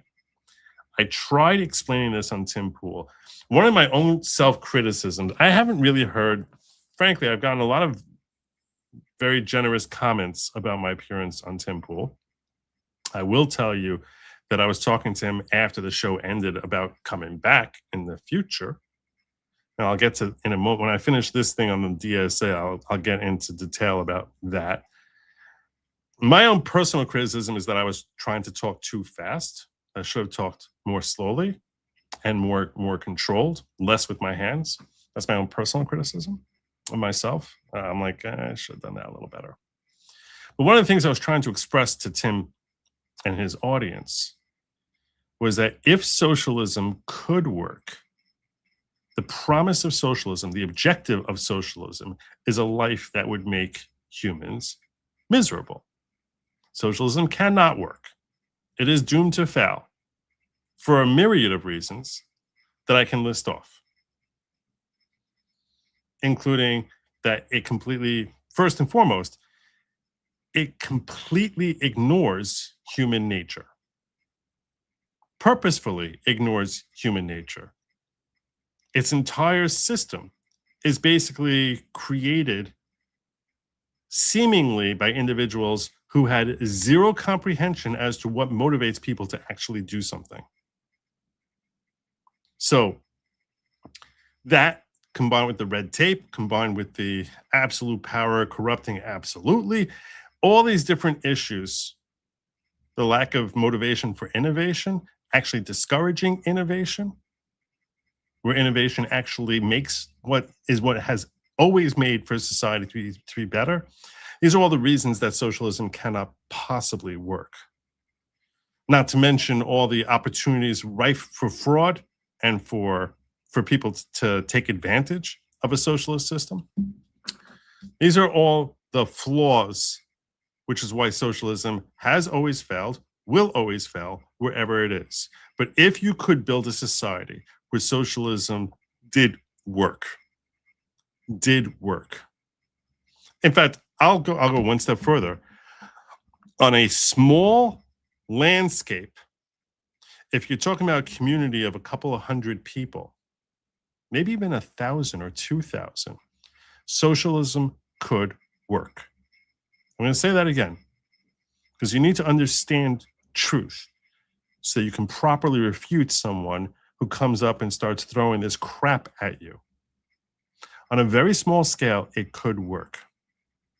In theory, probably not well, but it could. In fact, we can see examples of where it has worked for a fairly, lengthy period of time. If you go to Israel, there are various communities which are called a kibbutz or a moshav. Kibbutz means gathering, community. And moshav means settlement. It's the Hebrew word for kibbutz.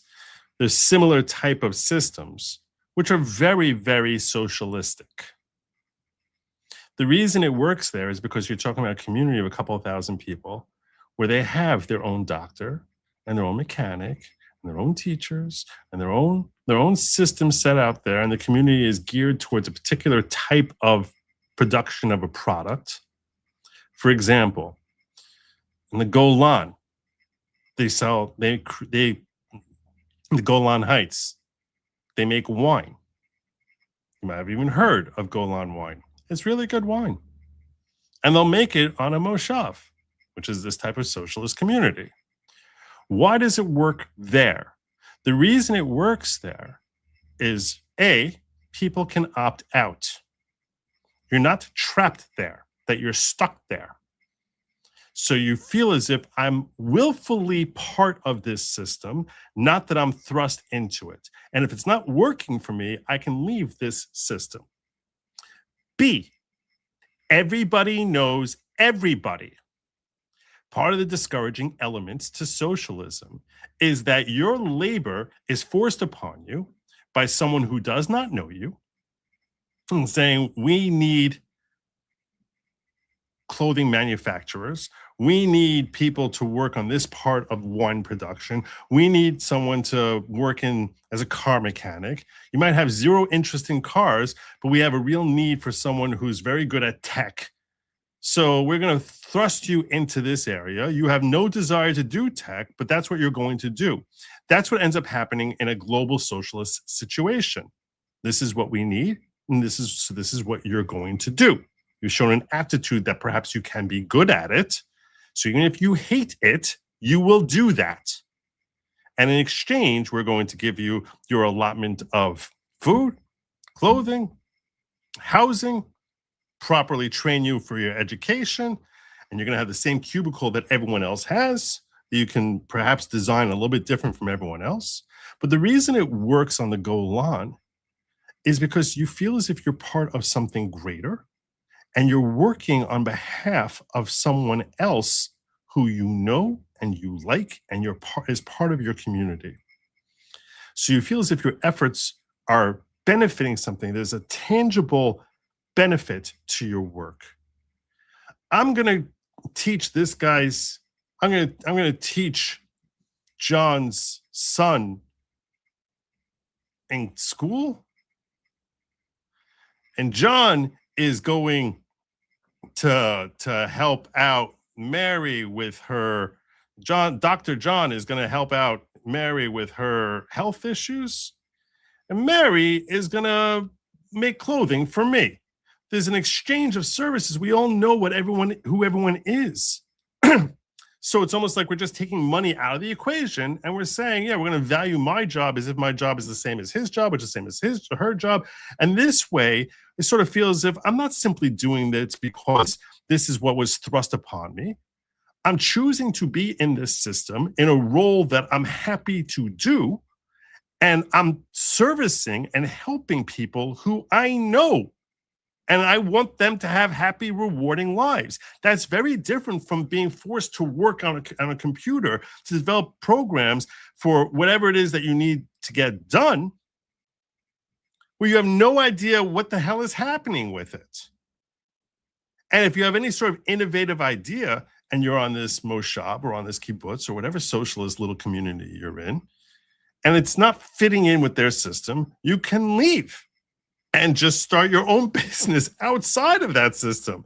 But when the entire world is socialist, or your entire country, and you can't get to a place that you can actually innovate, it sucks for everyone. It sucks for the socialist community. It sucks for you. It sucks for everyone. But none of this is the stuff that I brought up when I was on Timcast. No, what I brought up was this: the promise of socialism is a promise of delivering misery, because part of what makes us thrive as humans, one of the things that makes us feel a sense of self-worth, is a feeling that we struggled and we worked and we accomplished and we got something that without our efforts would not have been gotten. It helps build our legacy, where it's like, I feel as if I made a mark on this world. I made a change. Life, the planet is slightly different in my little corner of the universe, or maybe a greater, more extended area of the universe is different because I've done this. Now, if you know that you are that no matter what you do, no matter how hard you work or less hard you work, no matter how competent or how incompetent you are, if you're brilliant or you're an idiot, you're going to get the same food and the same house and the same access to whatever services they manage to keep afloat for whatever period of time they can keep it afloat. You are now no different from a prisoner in a cell, because you have no sense of accomplishment. You're not happy, you're existing. You are not living, you are just existing. the point I made is our founding fathers had brilliance when they said that the objective of our Constitution is to afford its own citizens and protect and recognize that we are gifted from God life, liberty, and pursuit of happiness. Because the only way you can actually find your own happiness is if you pursue it for yourself and attain it. You have your own objectives and you attain those objectives. But if someone was to gift you everything and say, this is yours because you're human, so I'm just going to give you your food, I'm going to give you your clothing, I'm going to give you your shelter. Even if they could do it to excess, even if it was like a really well-gilded cage that you were in, you would hate it because you don't feel like you earned it. You have to feel as if you're the one who earned it. Otherwise, you feel as if the entire point to living on this earth is senseless. That's the point I was getting at. You have to go and make your mark for yourself. You have to strive for something, work at it, and then recognize the success, the rewards of that success of your efforts in order to appreciate that success. If I gave you $100, you would not feel nearly as accomplished as if you actually went out and found a way to earn $100 from me. It's not nearly the same thing. It's the difference between feeling accomplished or feeling empty, useless shell like Hunter Biden. But everything's gifted to you because you have the right DNA and I'm going to give it to you. It's a life of misery that he's continually trying to fill with one excess after another because he just feels completely empty. And that's what socialism's promise is, that we're going to make you feel empty. So even its very objective is evil under the guise of this is humane and kind and loving and fair, democratic, or whatever stupid labels that they think is a nice way to dress it up. It's promising misery, and that it's depriving you of any opportunity to pursue your own happiness, attain it. See, I know that for me to go off like that for like 9 minutes on Tim Pool, it's not going to work. And for me to say it, that's why I was like trying to say it faster. But I need to chomp it down. That's what I'll do next time. Chomp it down to smaller pieces. So just sort of giving people a flavor for what I'm trying to say, instead of trying to like walk them through the entire point.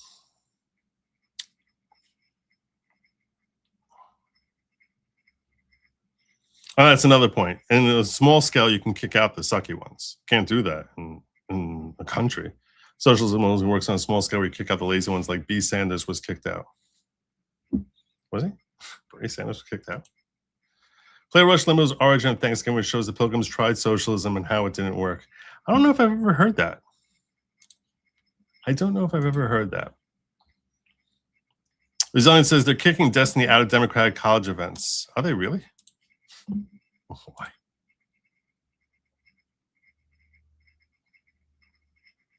All right, let me see this. I'm going to play this real fast and we'll come back to the...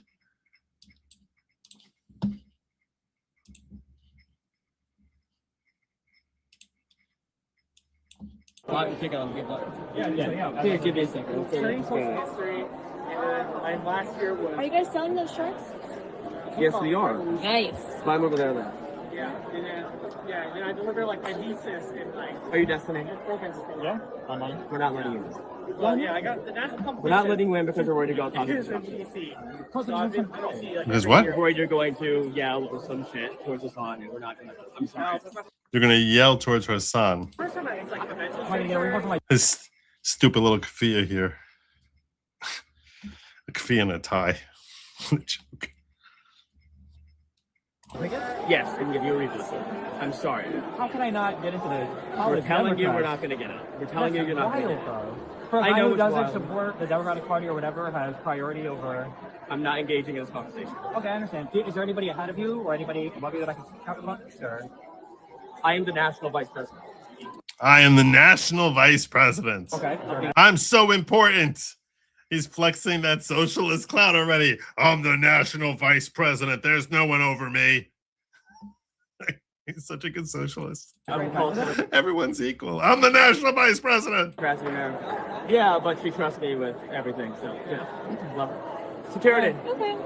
Security. We can fuck out. Okay. You can chill. Fuck out of the middle. So unnecessary, bro. This isn't. Look, we're gonna walk. No, good job. You did it. Thank you. You're not following rules. You're making your own. That's fine.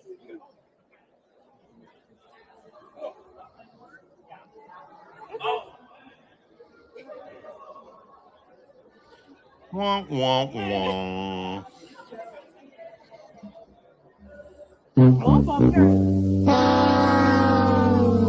That's what I was looking for. I forgot I had that little audio. Thanks, Suzelle. That was great. So let's look at their proposed what the Democratic Socialists of America Constitution will eventually look like when they come to power. When RPP says, Joe, head over Trent and test your give or earn $100 theory. Include results at local funeral home with obituary. Oh, I missed this. There's a bunch from Hands One. Kids, did they get government approval before having them? Yeah, that's also part of socialism. Who says you can just have kids? Who told you you can have that? We can't afford your kids. Socialism, communism is left-wing authoritarianism. Of course it is. Yes, because people give freely their labor and time for the common good to receive the same crap everyone has, which is nothing, as property ownership is illegal. Yep, you own nothing and you'll be happy. So this is what we're fighting for. Thriving working class communities. Working class foreign policy. Working class democracy. And they have subcategories. Now, if you want me to jump down a particular one, we can do that, but there's more. Thriving working class communities, freedom to flourish, expand public resources to support recreation, learning, and social spaces accessible to all. Yes, safe spaces. Notice how the white mother is bringing in the little black child to the Hindu doctor. Establish paid family leave for all workers, only going to be working 32 hours a week, with full pay and benefits and living minimum wage. And trust me, you're not getting any more than that. Provide free quality public education. I don't know why you need a living wage. Everyone's free. Everything's free. Why do you need money? Provide free quality public education from pre-K to college and cancel all student debts. Okay. All right. Then we have healthcare for all. Guarantee universal healthcare at no cost to individuals, including complete access to reproductive and gender-affirming care. Yes, everyone will be able to have their nutsack cut off for free. And whatever hormones you need to take for the rest of your life, don't worry, we got you. Expand healthcare access and quality by investing in new public hospitals and clinics. Why is someone becoming a doctor? Why would you invest that time? Oh, because they're going to hold a gun to your head. Why would you want to become a doctor? It seems like a lot of work. Why would you want to become a doctor? Make all medical education and training public and free. Oh, we'll all become our own doctors. So that's going to be the answer. Obviously, that'll only improve our healthcare system. Clearly. Housing for all. Housing is a human right. Of course it is. Build newly publicly owned social housing, strictly regulate investment properties, establish universal rent control, and guarantee right to counsel for all tenants. Nice. Nice. They're going to have a lot of work for lawyers if you want to work in the zoo they call housing court. I think I've told you about housing court, but it might have been a minute since I did. Housing court is basically, it's meant for like someone who just got out of law school, unless some people get trapped in it because they end up establishing a big practice in it. But it is, oh my gosh, you're basically, there's like when you walk into housing court, and I've walked into housing court in Manhattan, in New York County, Queens County, Bronx, Kings County, never Staten Island. You feel as if there's like an added humidity in the air. which is accompanied by a stench I cannot tell you, a constant wave of noise and bustling and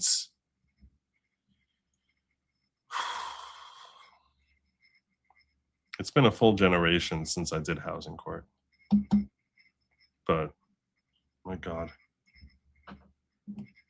It's not fun stuff. Finish reconstruction. Oh yeah, because once we finish it, then we'll be done with it. And we're never going to do any more finish reconstruction. What does that mean? End the legacies of slavery and colonialism, reinforce anti-discrimination laws. By the way, reinforce end the legacies of slavery and colonialism. You know what this means? You know what that means? Yeah, that's right. That's right. That's right. I'm going to pay him off. That's right. What's the term I'm looking for? What's the word? What's the word? Reparations. Yes. That's what it means. And the legacies of slavery and colonialism that's how they're saying reparations. Yeah. Yeah. Reinforce anti-discrimination laws, honor all treaties and tribal sovereignty, enact reparations. Oh, there we go. And enact reparations. Let's just run through that. We have to make clear everyone's got to know we mean reparations. So we're just going to throw it out there really quickly. Enact reparations and massively invest in good jobs. That's right. You need to pay for the sins that were done by someone else who had your skin color 200 years ago. You need to pay. You got to pay. You got to pay. You got to pay. You might have shown up here just 6 months ago, probably just got naturalized and on our expedited naturalization basis, but you're from Jamaica and you got dark skin, so pay him off. You might even be a descendant from a former slave owner yourself, but you got the right melanin. You got it, Kamala. Yeah, here's your reparations, Kamala. Sure, you were a slave owner yourself. Massively invest in good jobs, quality housing, infrastructure, and neglected minority communities. It's at this point, I just want to remind you all about the birth of slavery in this particular country with a little story that I found I found pretty interesting. Not this. All right, this is it. The fifth to had a black guy named Anthony Johnson. You're going to hear the story of Anthony Johnson. A black guy named Anthony Johnson. You need to hear this story before you consider reparations. Anthony Johnson came to the United States in 1621.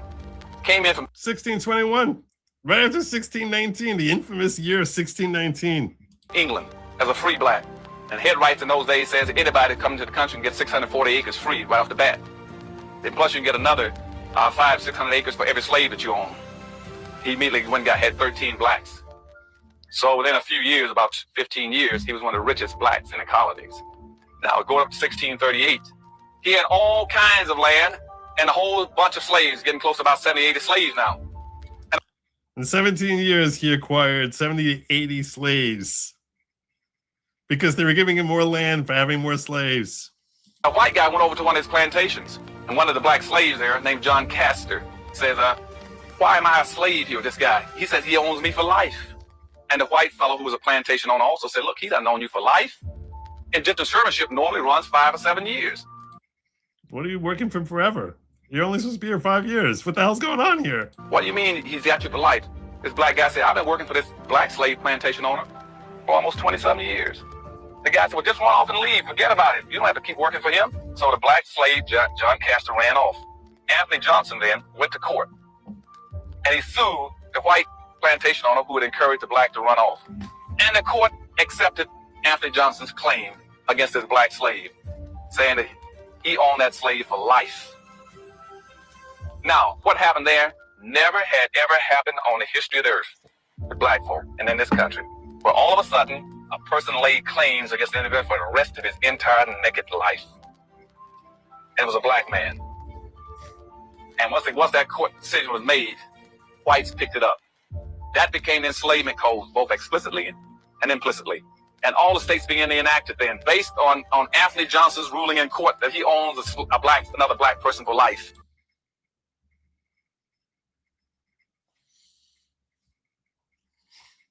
That's how we got slavery. And if Anthony Johnson's great grandchildren want, they're going to get reparations. In this DSA world, they're going to get reparations. Why not? Idiots.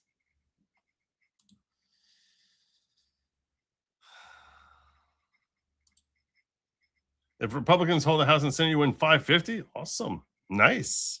The housing will be called the projects. Yeah. Like we've never had this before. Brand new invention called the projects.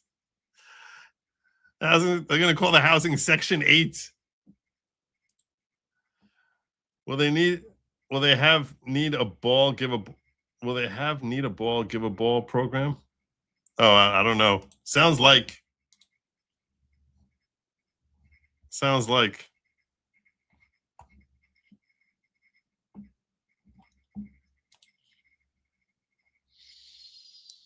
End mass incarceration and police immunity, demilitarize police departments, disempower police unions, and redirect funding to public services as steps towards fully abolishing the police and prison system. Oh, why do you need to throw people in jail? We're going to have a society where no one's going to ever commit crimes. Why would you need to throw people in jail? Why? Which protects the rich and jails the poor. Treat drug addiction and mental illnesses as health issues, not crimes. And qualified immunity, and that part I can agree with, and empowers civilian oversight bodies with real authority over the police. Oh yeah, well, this has worked everywhere it's been tried. Feminism for all, especially the ones who don't look like women, like this one over here. So, socialist feminism fights for queer liberation and the freedoms of all working class women. Well, that's not a conflict unto itself. Kimmy, why aren't you kind to your trans women sisters? Stop gender violence and end policies that oppress. How are you going to stop gender violence if you're not going to throw people in jail if they commit gender violence? If the police have no power, how's that going to happen? How's that work? I don't know. End policies that oppress bodily autonomy and an intimate life, including patriarchal restrictions on abortion, childbirth, and child raising, gender expression and transition, marriage and divorce, ban sex discrimination, because we haven't done that yet, and ensure fair compensation and support for all forms of labor, including care work. Obviously, we need a Green New Deal. Workers must lead our democratic transition to a green future. Why? No one really knows, but 97% of scientists supposedly all agree with this one, obviously. Pass the federal jobs guarantee. Everyone's going to have a job. Don't worry. Everyone working in a prison has a job too. Implement massive investment in sustainable, publicly owned energy and transit infrastructure. Phase out the use of fossil fuels. Reclaim and repair our Earth's resources for all. This is going to happen really well without any sort of innovation at all. And the U.S. war machine. Defund the Department of War. So we're just going to assume that no one's ever going to attack us. End all foreign wars and close overseas military bases. Support and fully employ veterans. And immunity for U.S. war criminals. And support the International Criminal Court's mandate to prosecute war crimes. So we don't think you can get off the hook, BB, because you're not. That's not going to happen. Obviously, freeing Palestine is first and foremost on the list.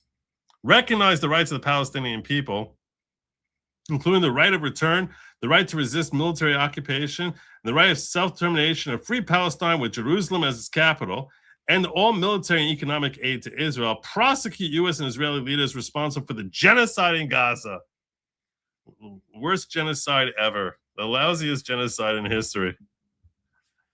End blockades, embargoes, and sanctions. People around the world deserve to live their lives without U.S. interference, unless you're an American citizen, in which case we're going to be interfering the hell out of yours. End economic warfare against countries whose governments act independently of the United States, such as Cuba, Venezuela, and Iran, and Iran. End ICE detention and deportations and punish federal agents' brutality. Legalize migration, meaning anyone can come here and partake in our wonderful new system. Don't worry, no one's going to want to. Trust me, if you have a socialist country, 15 years in, no one wants to come. At best. On the outside, 15 years in, yeah, the only migration is going to be a mass exodus. A mass exodus. Grant amnesty for all immigrants, regardless of status. Provide a path to citizenship for all permanent residents and end visa caps and quotas. Everyone come. Everyone. You want to know why they're okay with everyone coming? You want to know why? You want to hear why? I'll tell you why they're okay with everyone coming. Because when you have a socialist society and they assume they're going to be at the top of the heap, the people who are writing this crap assume they're going to be at the top of the heap. You are living like a king. And a king wants as many subjects as a king can have. So that's the real reason that they're happy with having as many people who are suckers enough to want to come to a socialist country. Because there's that many more people who are your subjects. That's what's going on here. It's only when it's citizenship and the government is beholden to you that you're reluctant to have a mass migration and influx of people. But if they're subjects, wouldn't you want more slaves? Of course you would. They're talking about ending slavery and indenturehood by making everyone a slave. God, working class democracy. Democracy for all. You're going to have a right to vote, and trust us when we tell you how the vote ended.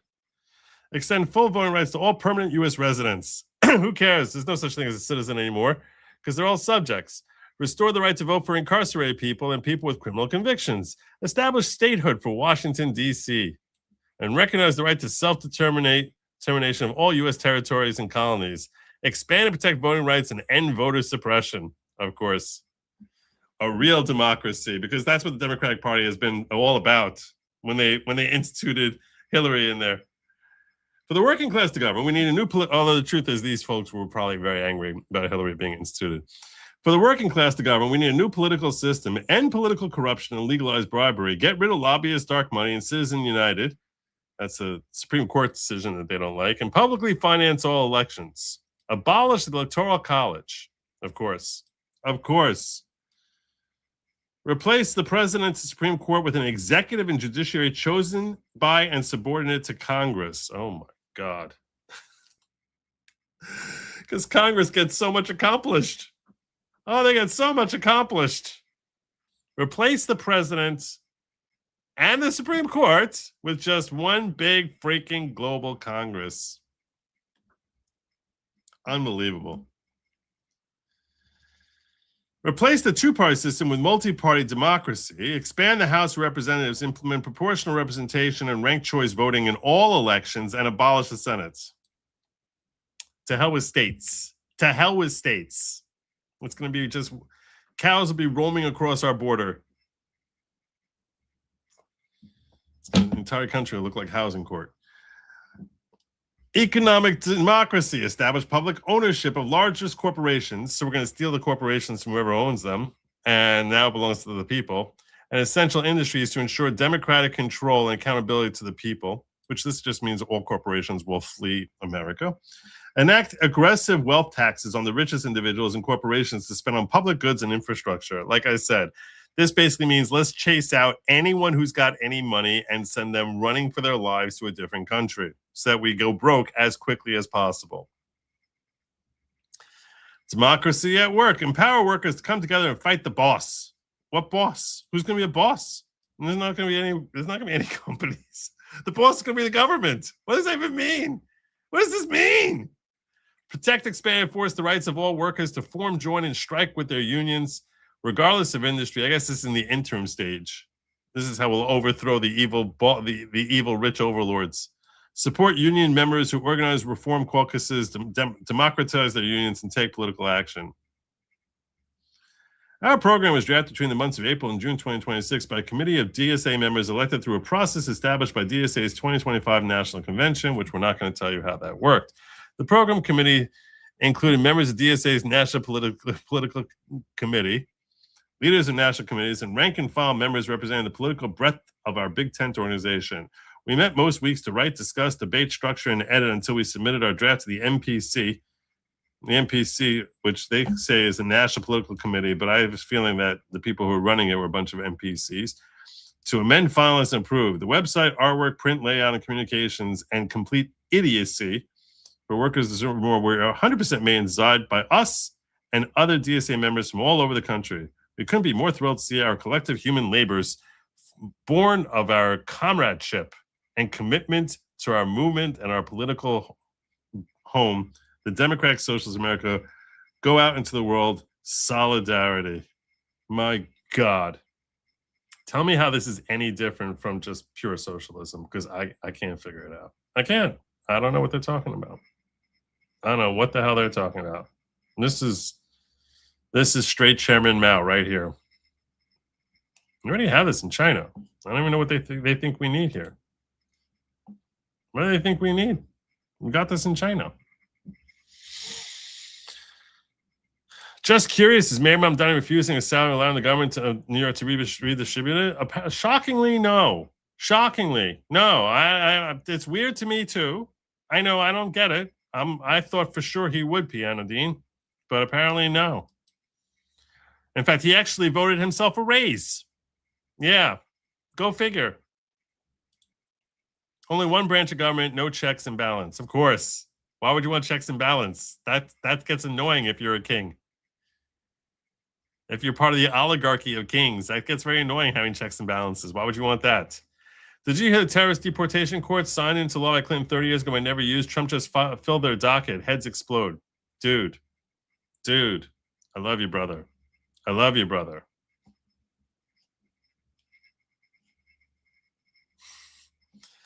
I heard about it.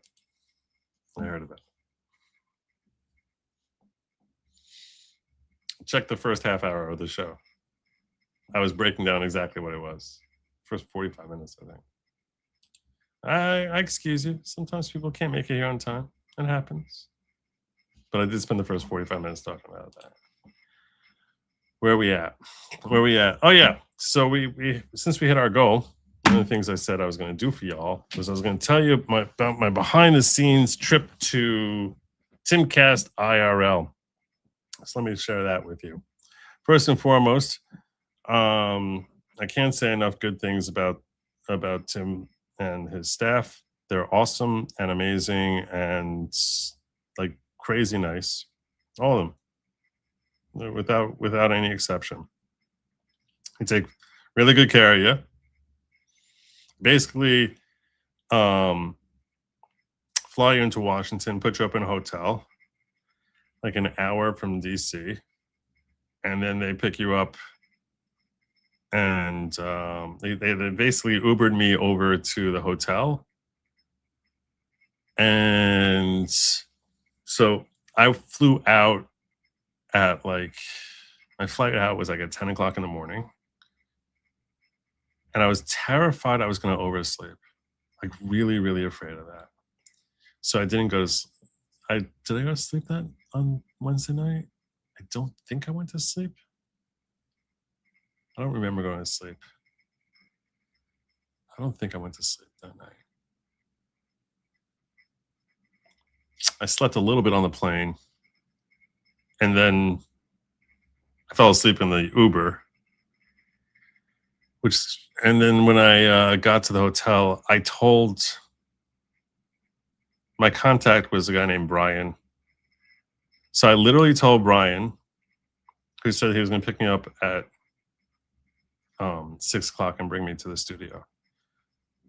So I said to him, okay, dude, I'm genuinely terrified that I'm so tired now. This was like at 2 o'clock in the afternoon, that I will just sleep through all the alarms. I set up like 3 different alarms here. I told front desk, and I had told front desk, I told front desk, if I'm not here at 6 o'clock, that Brian's going to come in here. You're going to give him a key. He's going to come into my room and smack me awake. I don't care what you have to do. That's how afraid I was, because I was like, I haven't slept. I'm so tired. So that's what I told him. And that ended up not being necessary. So I woke up like at 5 o'clock or so, 5:30, and got ready and went down to the studio. Brian was really awesome. Had a nice long drive with him. It's like a 45-minute drive or so. And got to the studio, I want to say around 7. And then I met Olivia, and Tim was there. I wasn't sure if Tim remembered me. So I brought him a gift. I mentioned this on Wednesday night. I had brought him a gift. You know what I got him? I said, Tim, I realized you had this look for a while now. It's time for an update. So I got him a black beanie, which had NYPD on it. I figured it's like the perfect gift for him. If he had worn it, man, everything in my life would have changed. Everything. NYPD.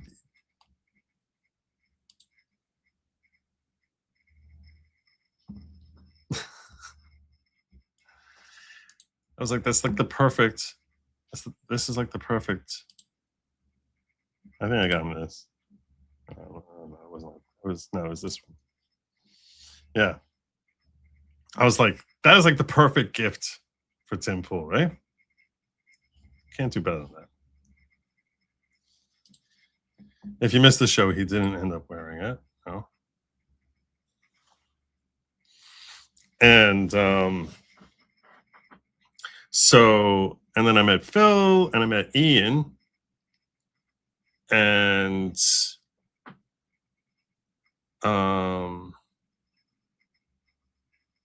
I asked him what we were going to talk about, because at this point I still had no idea what the hell we were covering. So he's like, "Oh, you picked a good night because Trump is speaking tonight, so I'm going to watch that and then just comment on that afterwards." Which he's right. He's like, so the show's going to get more views. He's right. It does get more views, you know, because people like watching the speech with us. So I think it gets more views than a regular show.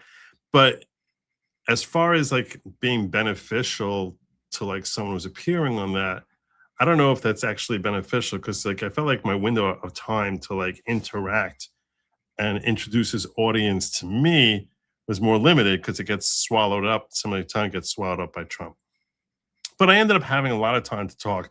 I think that, you know, I talked a lot more than most guests do during the course of the 2 hours. I did not realize there's a pre-show thing which happens.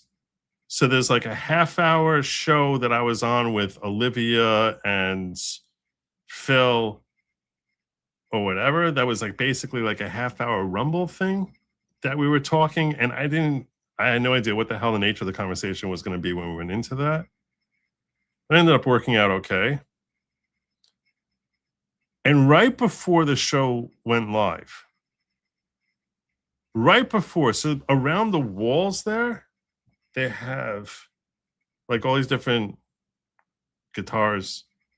I'm sure there's a more proper word for it than that. And Ian and Tim started riffing,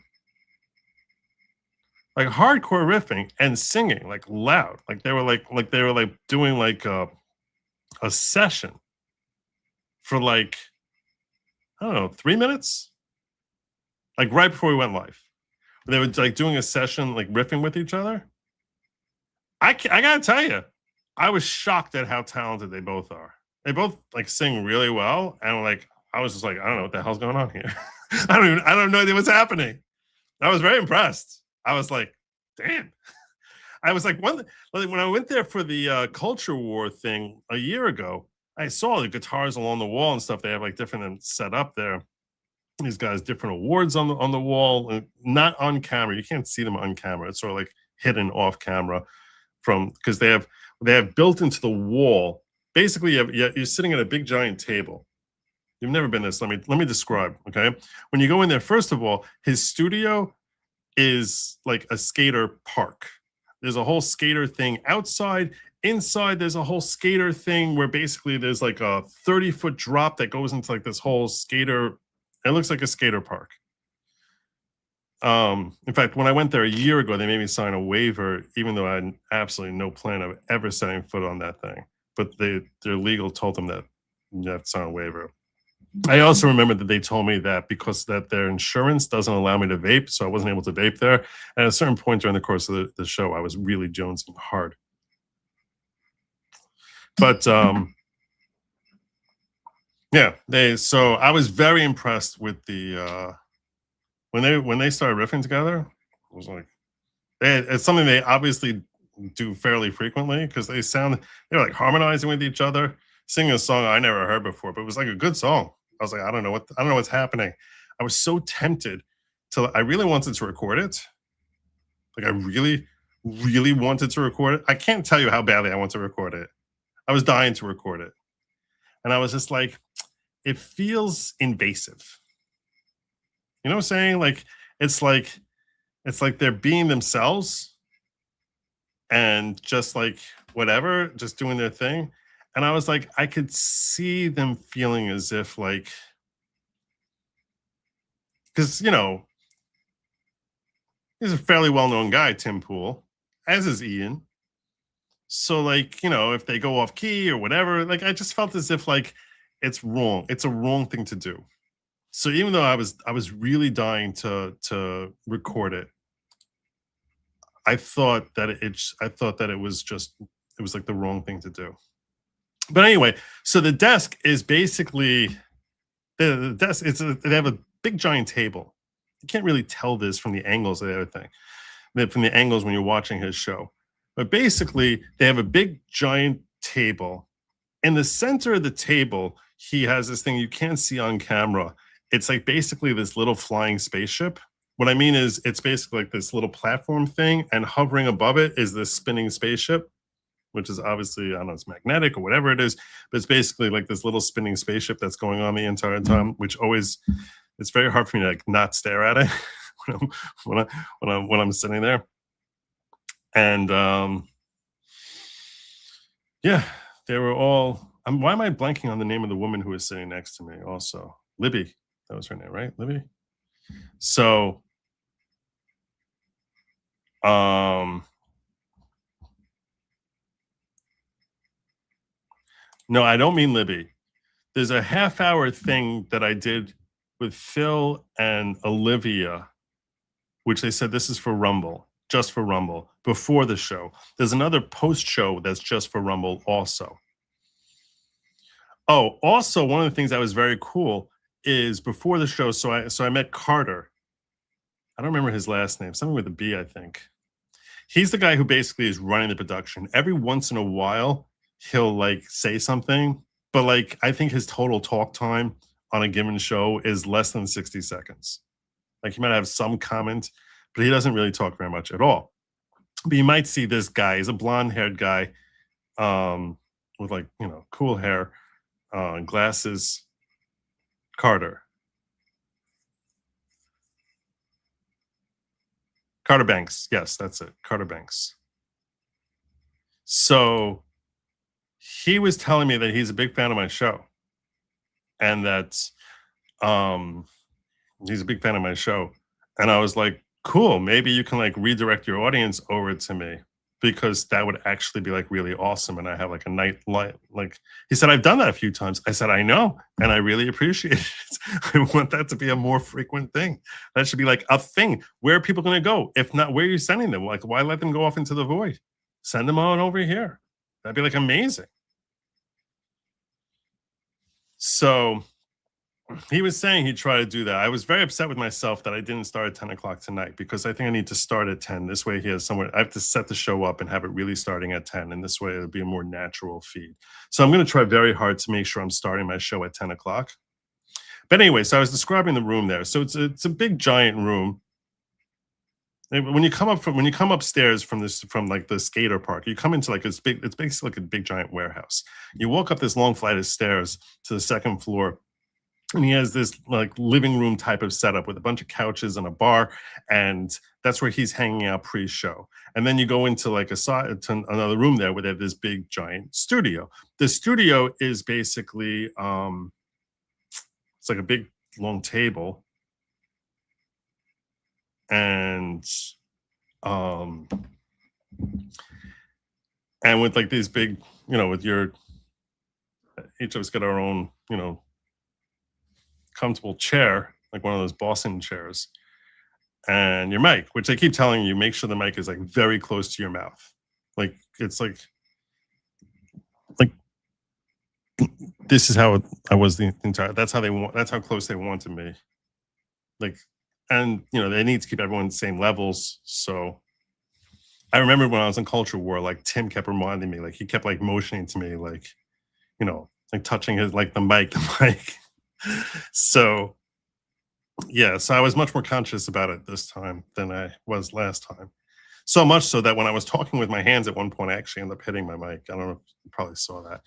But so this big desk, and then they have built into the wall cameras that are trained at each chair.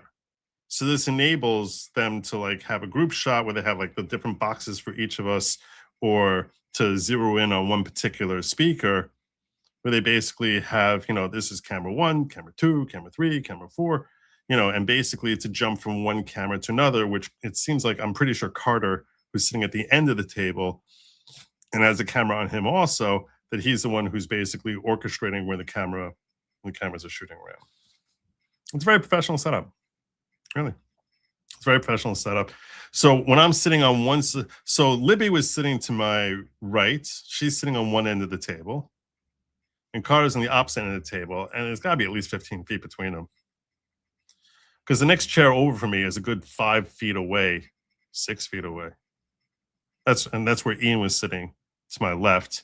Tim was sitting directly across from me, and Phil was off that way. And basically, they have 6 seats around this thing, and different camera trained at each seat. And up on the wall behind Carter is where they had a screen for us to watch Trump speaking. And yeah, that was pretty much it. I think that was. I went, and during the course of the evening, at one point, I had no idea what the hell Ian was even trying to say. I was like, that's such a bad idea. No. Yeah. Oh, I remember what it was. He was talking about how we need to convince people to appreciate the value of becoming farmers. And I was just like, you're not going to sell some 20-year-old that what you really need in your life is to go off and wake up at the crack of dawn to milk the cows, collect the eggs. This is not happening. There's no way you're going to convince. And the conversation at one point there, I was like, are you kidding me? Like someone said, I don't remember, it was Tim or someone, or Phil was like, do you even know what a tractor costs? Tractor's so freaking expensive. And I'm like, my brain is like this. That's what you think is keeping people out? That everyone would just be lining up to be farmers, but for the overpriced, but for the burdensome expense of a tractor? If we could somehow bring down the price of tractors, that all of a sudden these Zoomers would just go flooding out into the fields and become farmers? Is that what you think the problem is? Because I got news for you. That's not the problem. It's not the price of tractors. I'm not saying that tractors aren't overpriced. I'm not saying they're not crazy expensive. I have no idea. I've never gone shopping for a tractor. You want to know something? No matter how many commercials you would have shown me as a kid about the allure of the sexy allure of farming, there's no way I would have gotten to the point where I'm pricing out tractors and saying, oh, well, I would have done it, but for the price of a tractor. No, that's not what your Zoomers are doing. I was like, I don't even know what kind of conversation are we having here. I thought it was funny.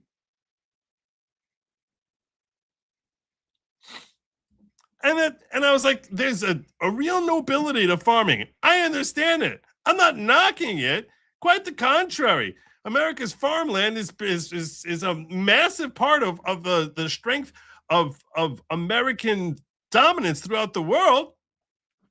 And there's a real nobility, and it's hard work, and none of these things are attractive to a Zoomer. None of it. What part of this is you think that if we just come up with the right commercial, now it's going to just take on off? No. All we got to do is just figure out a way to lower the price of tractors, come up with the right messaging, and boom, presto, bam, blammo. All these 12 pierced blue-haired barristers are gonna be heading out to Lincoln, Nebraska, so that they can become Cornhuskers. Totally, what's gonna happen? I was like, this is crazy. I don't know what's happening. I was like, I don't know what's happening. That's not right.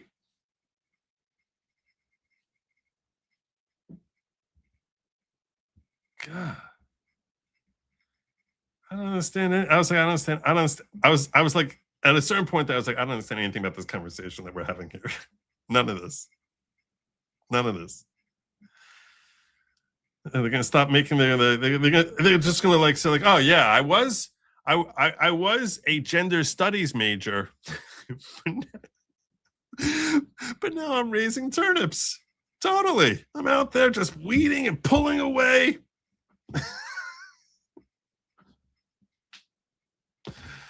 Come on.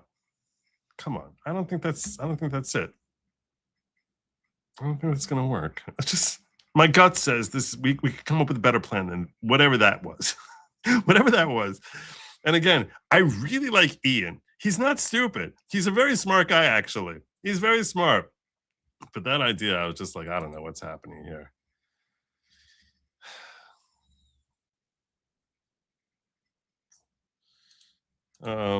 Joe, have you? I got a little more for you on my story here. Hey, Joe, have you seen the film Midnight in the Garden of Good and Evil? I've heard of it. I don't remember seeing it though.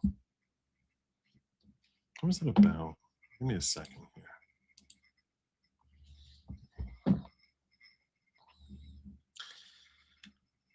Let me check IMDb.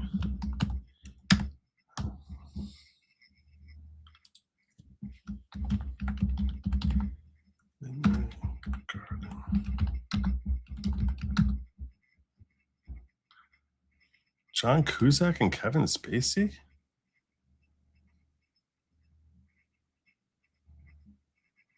Oh, that seems really interesting. I mean, two people I don't really like them personally, based on their politics, but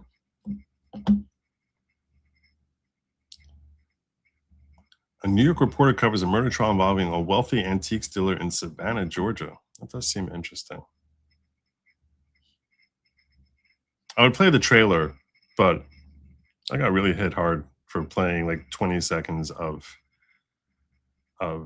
Usual Suspects the other day, and it really annoyed me. But this is the Kind of Good and Evil. Now I really want to check that out. Should I? Is that what you're trying to say? Let's check it out. Century? Oh, if you're here still, assume you're still here.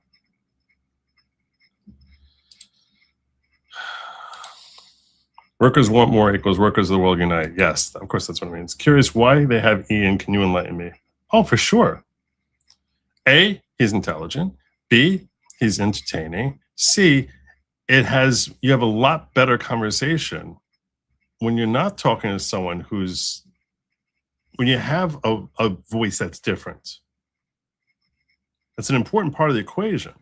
If you're having a panel of people and everyone there is just nodding and agreeing with each other rather than someone saying something controversial, it's a far less engaging show. So Ian is the guy that you're supposed to like basically get annoyed at. And he's a good guy. It's not just the music. He's very talented though. That's what you asked earlier. Learn to code, I'm learning to plow. Yeah. Hey, look, I'm not, like I said, it's a very noble profession. Don't get me wrong. It's very noble. I just, convincing people that's going to work, it's kind of ridiculous.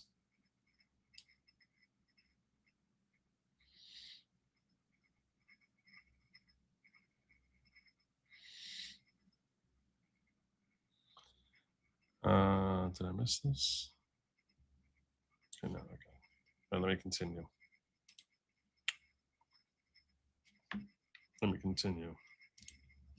So Where was I? Yeah, so then after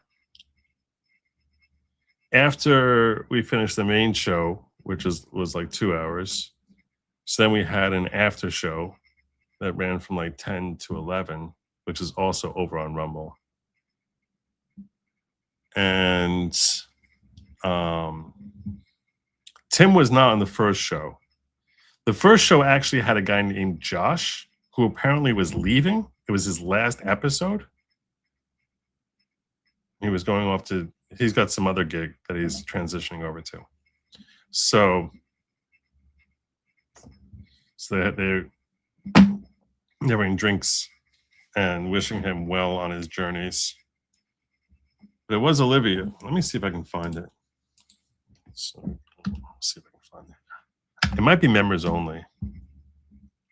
It might be members only. Let me see. Timcast. IRL.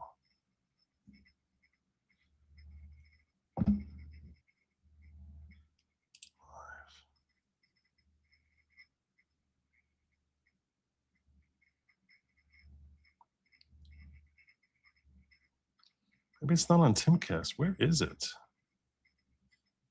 That's so strange. It's not a Phil's thing?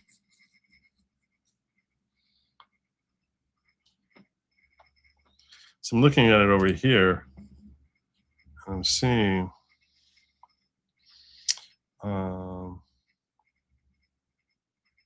this is what he's saying, 468,000 views compared to like the other shows, which are all much smaller, because when you have Trump speaking, live Trump addressing the nation, it's going to draw more views. So, but there was another show that we did for like a half hour. I don't know where to find that though.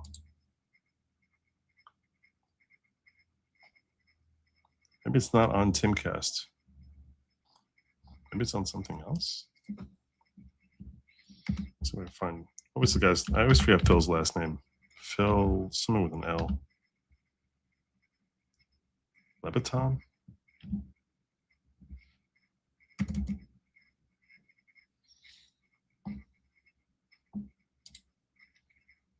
What's Phil's last name? Oh yeah, that's what it's called, the Green Room. Right. Yes, thank you.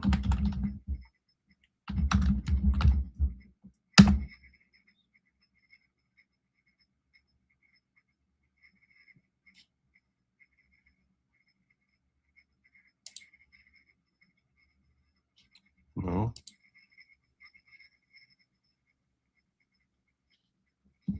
Philabonte, yeah, that was it.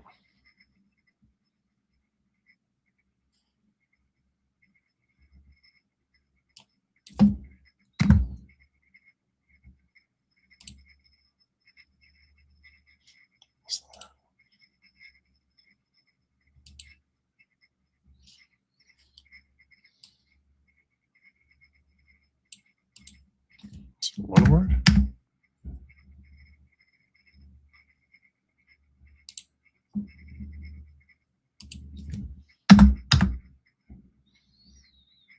I don't know where to find it. This is it, right?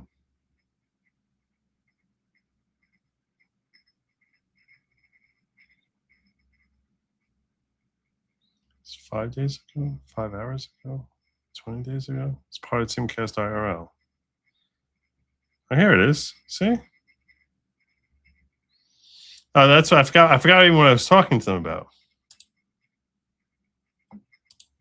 Welcome in. We're here on episode 354. But how we going? Well, so I loved your content. I still love your content, but I loved watching it. I think what was the case? It wasn't Phil. I don't know why I thought it was Phil. I forgot. What's this guy's name? He was the other one who told me he really liked my content. Case that I saw you guys talking about a lot. It was either George Floyd, or you were with the panel with the gaggle of law tubers. Rittenhouse. The Rittenhouse was the big one. Yeah, Rittenhouse was huge. I think you did some Karen Reed stuff too. I did some Karen Reed. I did Alex Murdoch. There you go. So I was explaining to them that freaky Diddy's freak offs mean something different. Golf. was like 7-8 hours. Wow. That was a short That's one. a short freak. That's Olivia. Quick one. That's just a night. I just gotta get it in. Huge press day one time, Yeah. like coming up the next day, and Diddy's like, "Come on, let's go. We need to have a freak off." And she's like, "I have to look good tomorrow. I can't," because it would take her days afterward to recover. Yeah, well, yeah, it's a work. It's worse than 2 days. Yeah, yeah. So that was basically the regimen that she went on and off for something like 8 years, 11 years, Decade almost. Jeez, yeah. That she's basically his sexual pleasure to His, watch. right here. Yeah, his voyeurism. So there you go. That was the green room. That's pre-show. We did that. So you can check. Thank you, Brian. I never would have remembered that. Anyway, so after it all ended, I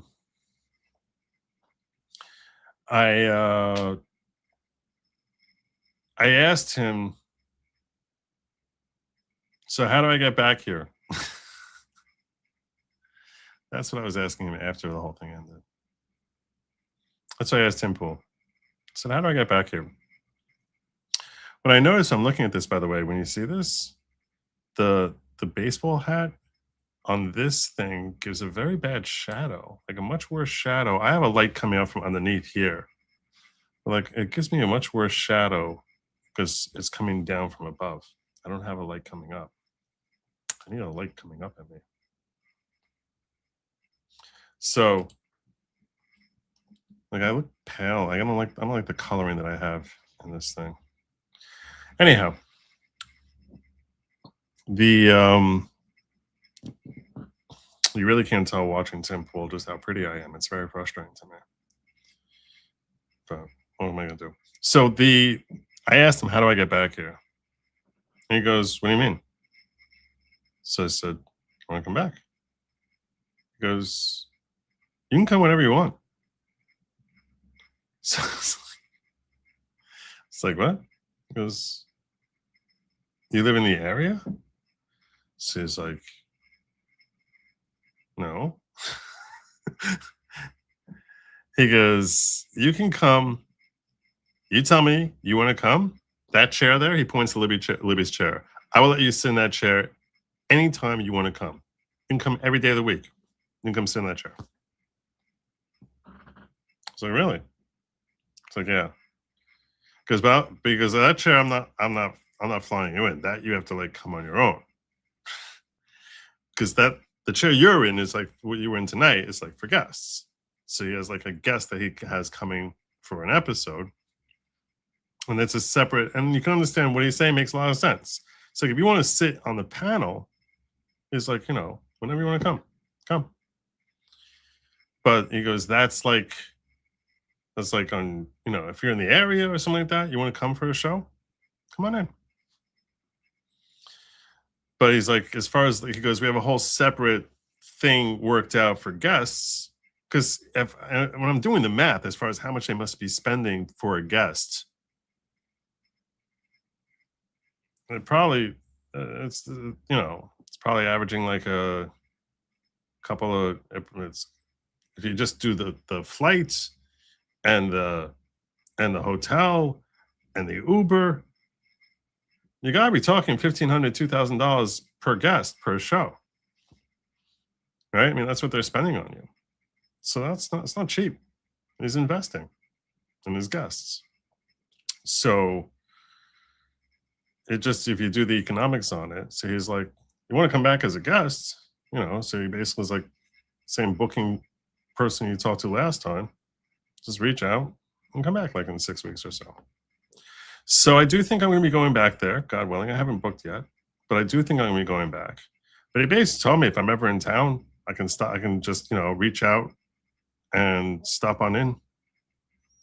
So I do hope and plan, I assume that the offer seems sincere. So I think that I don't think I would get paid for it. It's a matter of my own publicity. It's a matter of basically helping my own exposure. Everyone knows Ian. The only reason you know Ian is because he's on Tim Pool every single night. So Ian, if he turns on, I mean, think about this for a second, right? If Ian starts a show, he's going to have a lot of people who are watching him. Same thing for Phil LeBon. You know him because he's there every single night.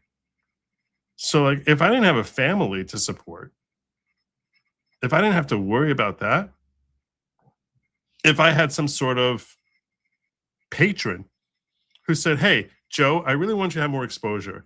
So spend like a month going on Tim Pool and build your exposure, and I'll cover your, and I'll cover your expenses for the month. If I had something like that, I'd be like, obviously I have to, work out the hotels and stuff like that. But I'm saying is if I had something like that, yeah, it's phenomenal exposure.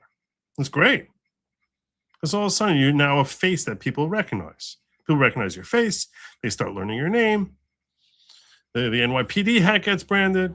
So yeah, it's not a matter of getting getting Tim to pay me. It's a matter of the exposure is invaluable. It's worth its weight in gold, especially if you're there on a regular basis. Now, if I go back there, so if I go on this thing here, I look at my thing. If I look at my channel right now and I see, okay, how many subs do I have? I'm continually bleeding subs. I've talked about this a lot. I don't like to complain about it, but that is a continual thing that I'm regularly dealing with. I'm not even saying it now in the context of a complaint, rather more as just a recognition of reality. So in the wake of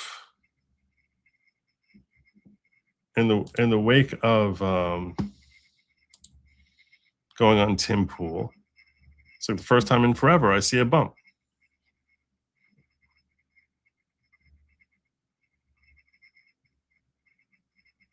Where is it?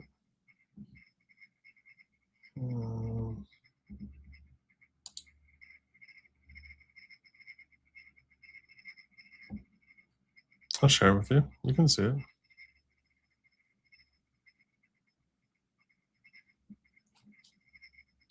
Typical. There we go.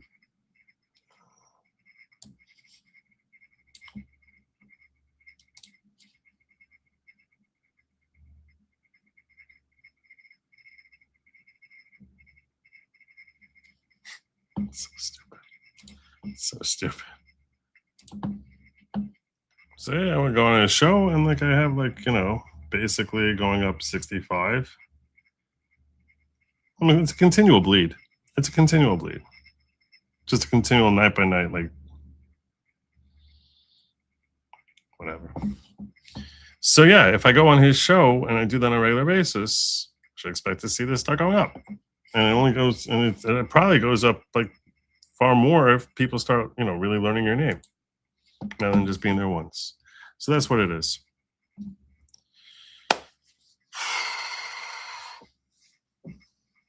Anyway.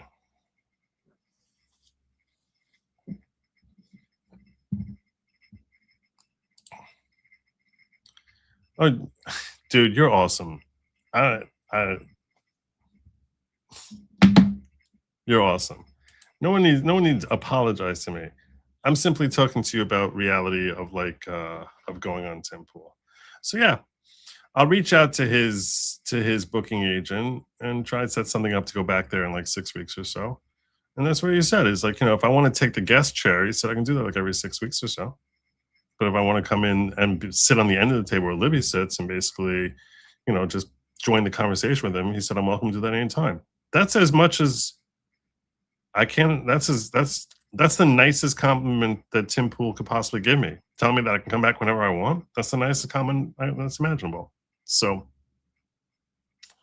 anyway, next morning was Friday. Flew out early in the morning. Did not go to sleep. I had my Uber would pick me up at 5:30 in the morning, so I didn't go to sleep. If you're tracking this, it basically means that I fell asleep on the plane. But basically over the course of 72 hours, I got 6 hours of sleep. I was very, very tired. Very, very tired. Hopefully that'll be better if I don't go in on a Thursday.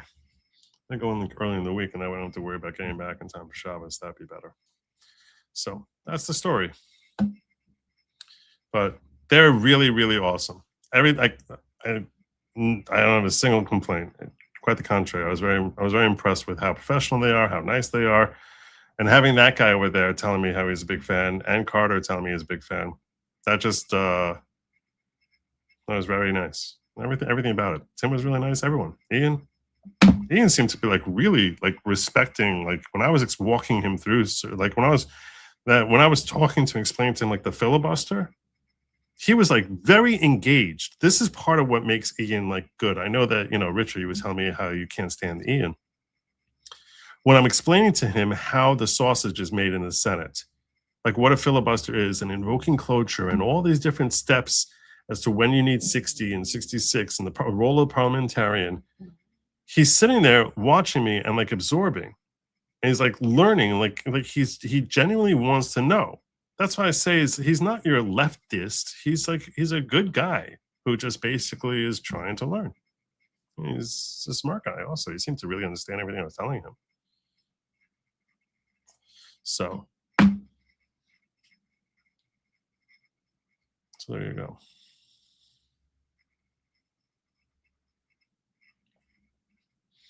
All right, I think it's time.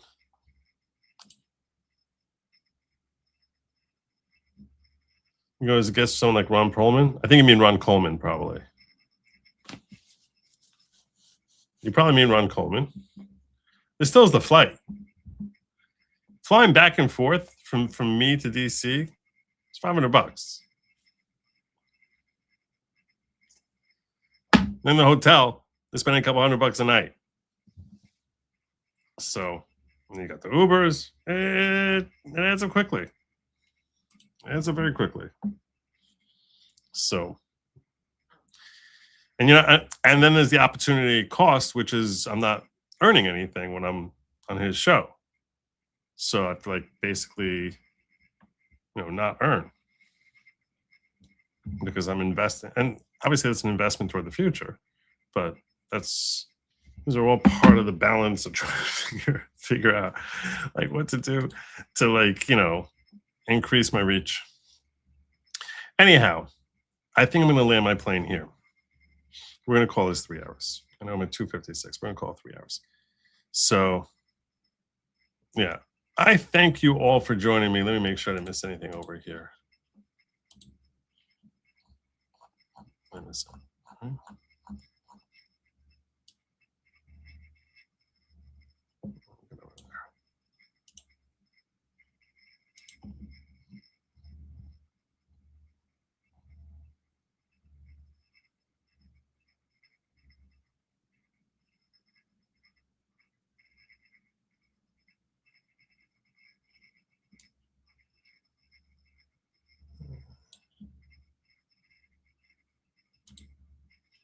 We're good.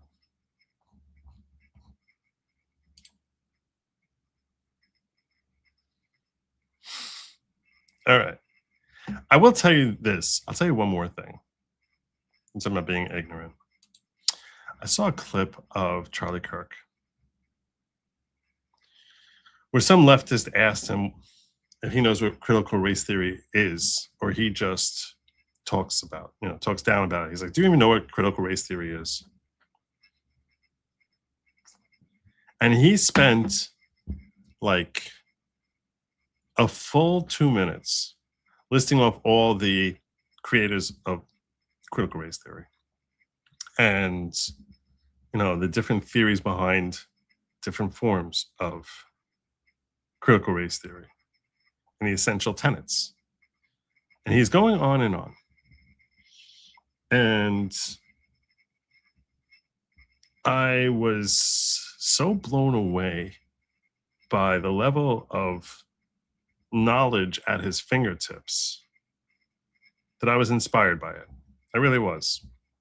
I was inspired by Charlie Kirk. What are we now? 9 months after he was butchered. And it made me feel like I really want to learn more. I want to be a voice. I want to be like a voice of authority. I want to like actually be able to cite off these different names, these different studies. Because it's one thing to like sit here and explain to you philosophically and principally the flaws in what these various ideologies are. But it's important for me to be able to like actually have that at my fingertips, because he displayed a level of knowledge about critical race theory that far exceeds my own in just 2 minutes. And I was like, that's something that I should have at my fingertips, where I can actually dissect the distinction and break down for you the key distinctions. I feel like I have that for the most part with various economic theories, distinguishing between communism and socialism. But I want to develop that to like a next level type of thing.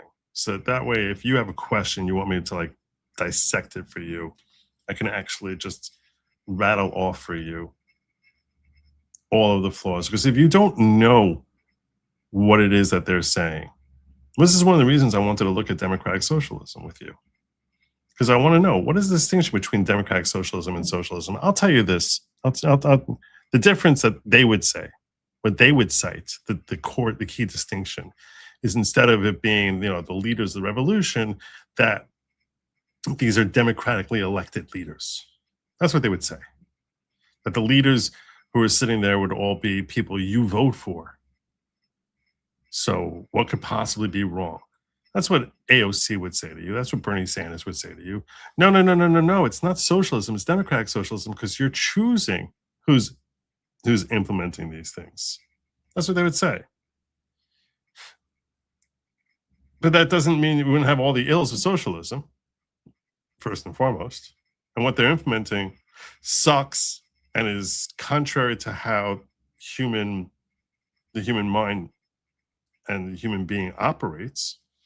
It's a complete schism with natural human nature and what motivates people to actually work and thrive and find happiness. Putting aside the godlessness of it, which is that they reject the existence of God altogether. But that's more of a communist type of thing that gets borrowed by socialism. But basically rejects the existence of God. But it also, they would say it's different because you're going to get to elect them. Really? Who the hell trusts these elections? Was anyone? You'd be an idiot. Why would you trust? Putin gets elected also. Why would you think our elections are any better than his?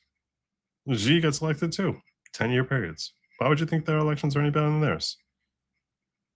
They can call themselves democratic socialists, but very much the same right that AOC would be able to call herself a democratic socialist.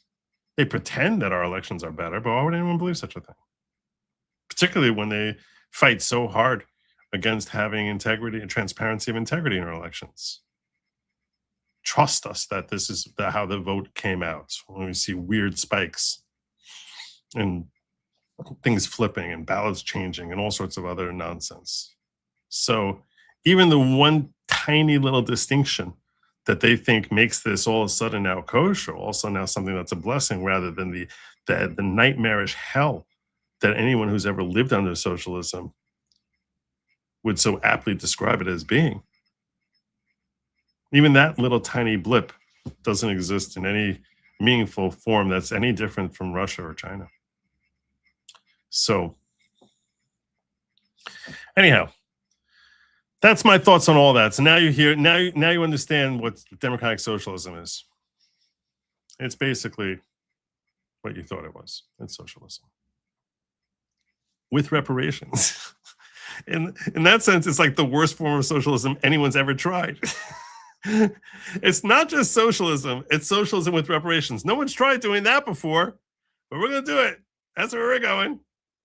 Socialism with reparations and bringing in as many people as we possibly can. It's people insane. You have to educate the masses.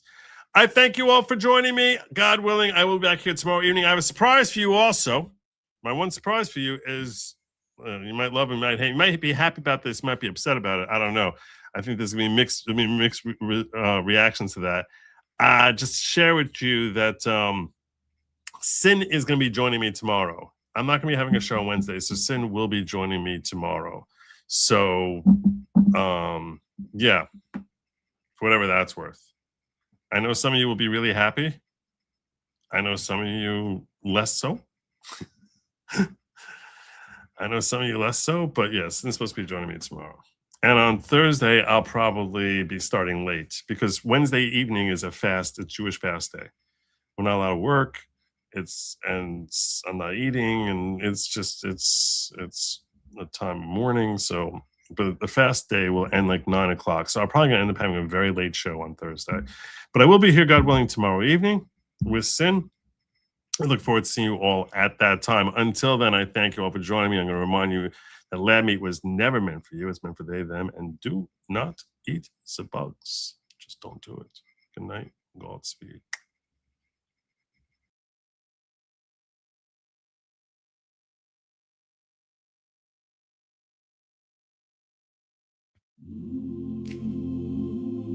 The plane is landing. The show is almost over. All that's left for you is this song. Joe left the studio. He's probably drinking Diet Mountain Dew.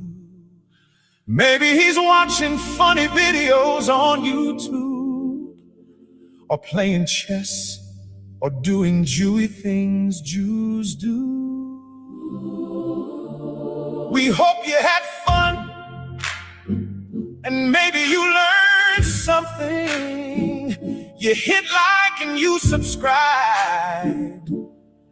Leave a comment if you want to show some love. That would be cool. You can be cool. Leaving comments is cool. So till next time, please be sure to stay away from lab meat. It was never meant for you. It's meant for they or them or comrades, sparkle hugs.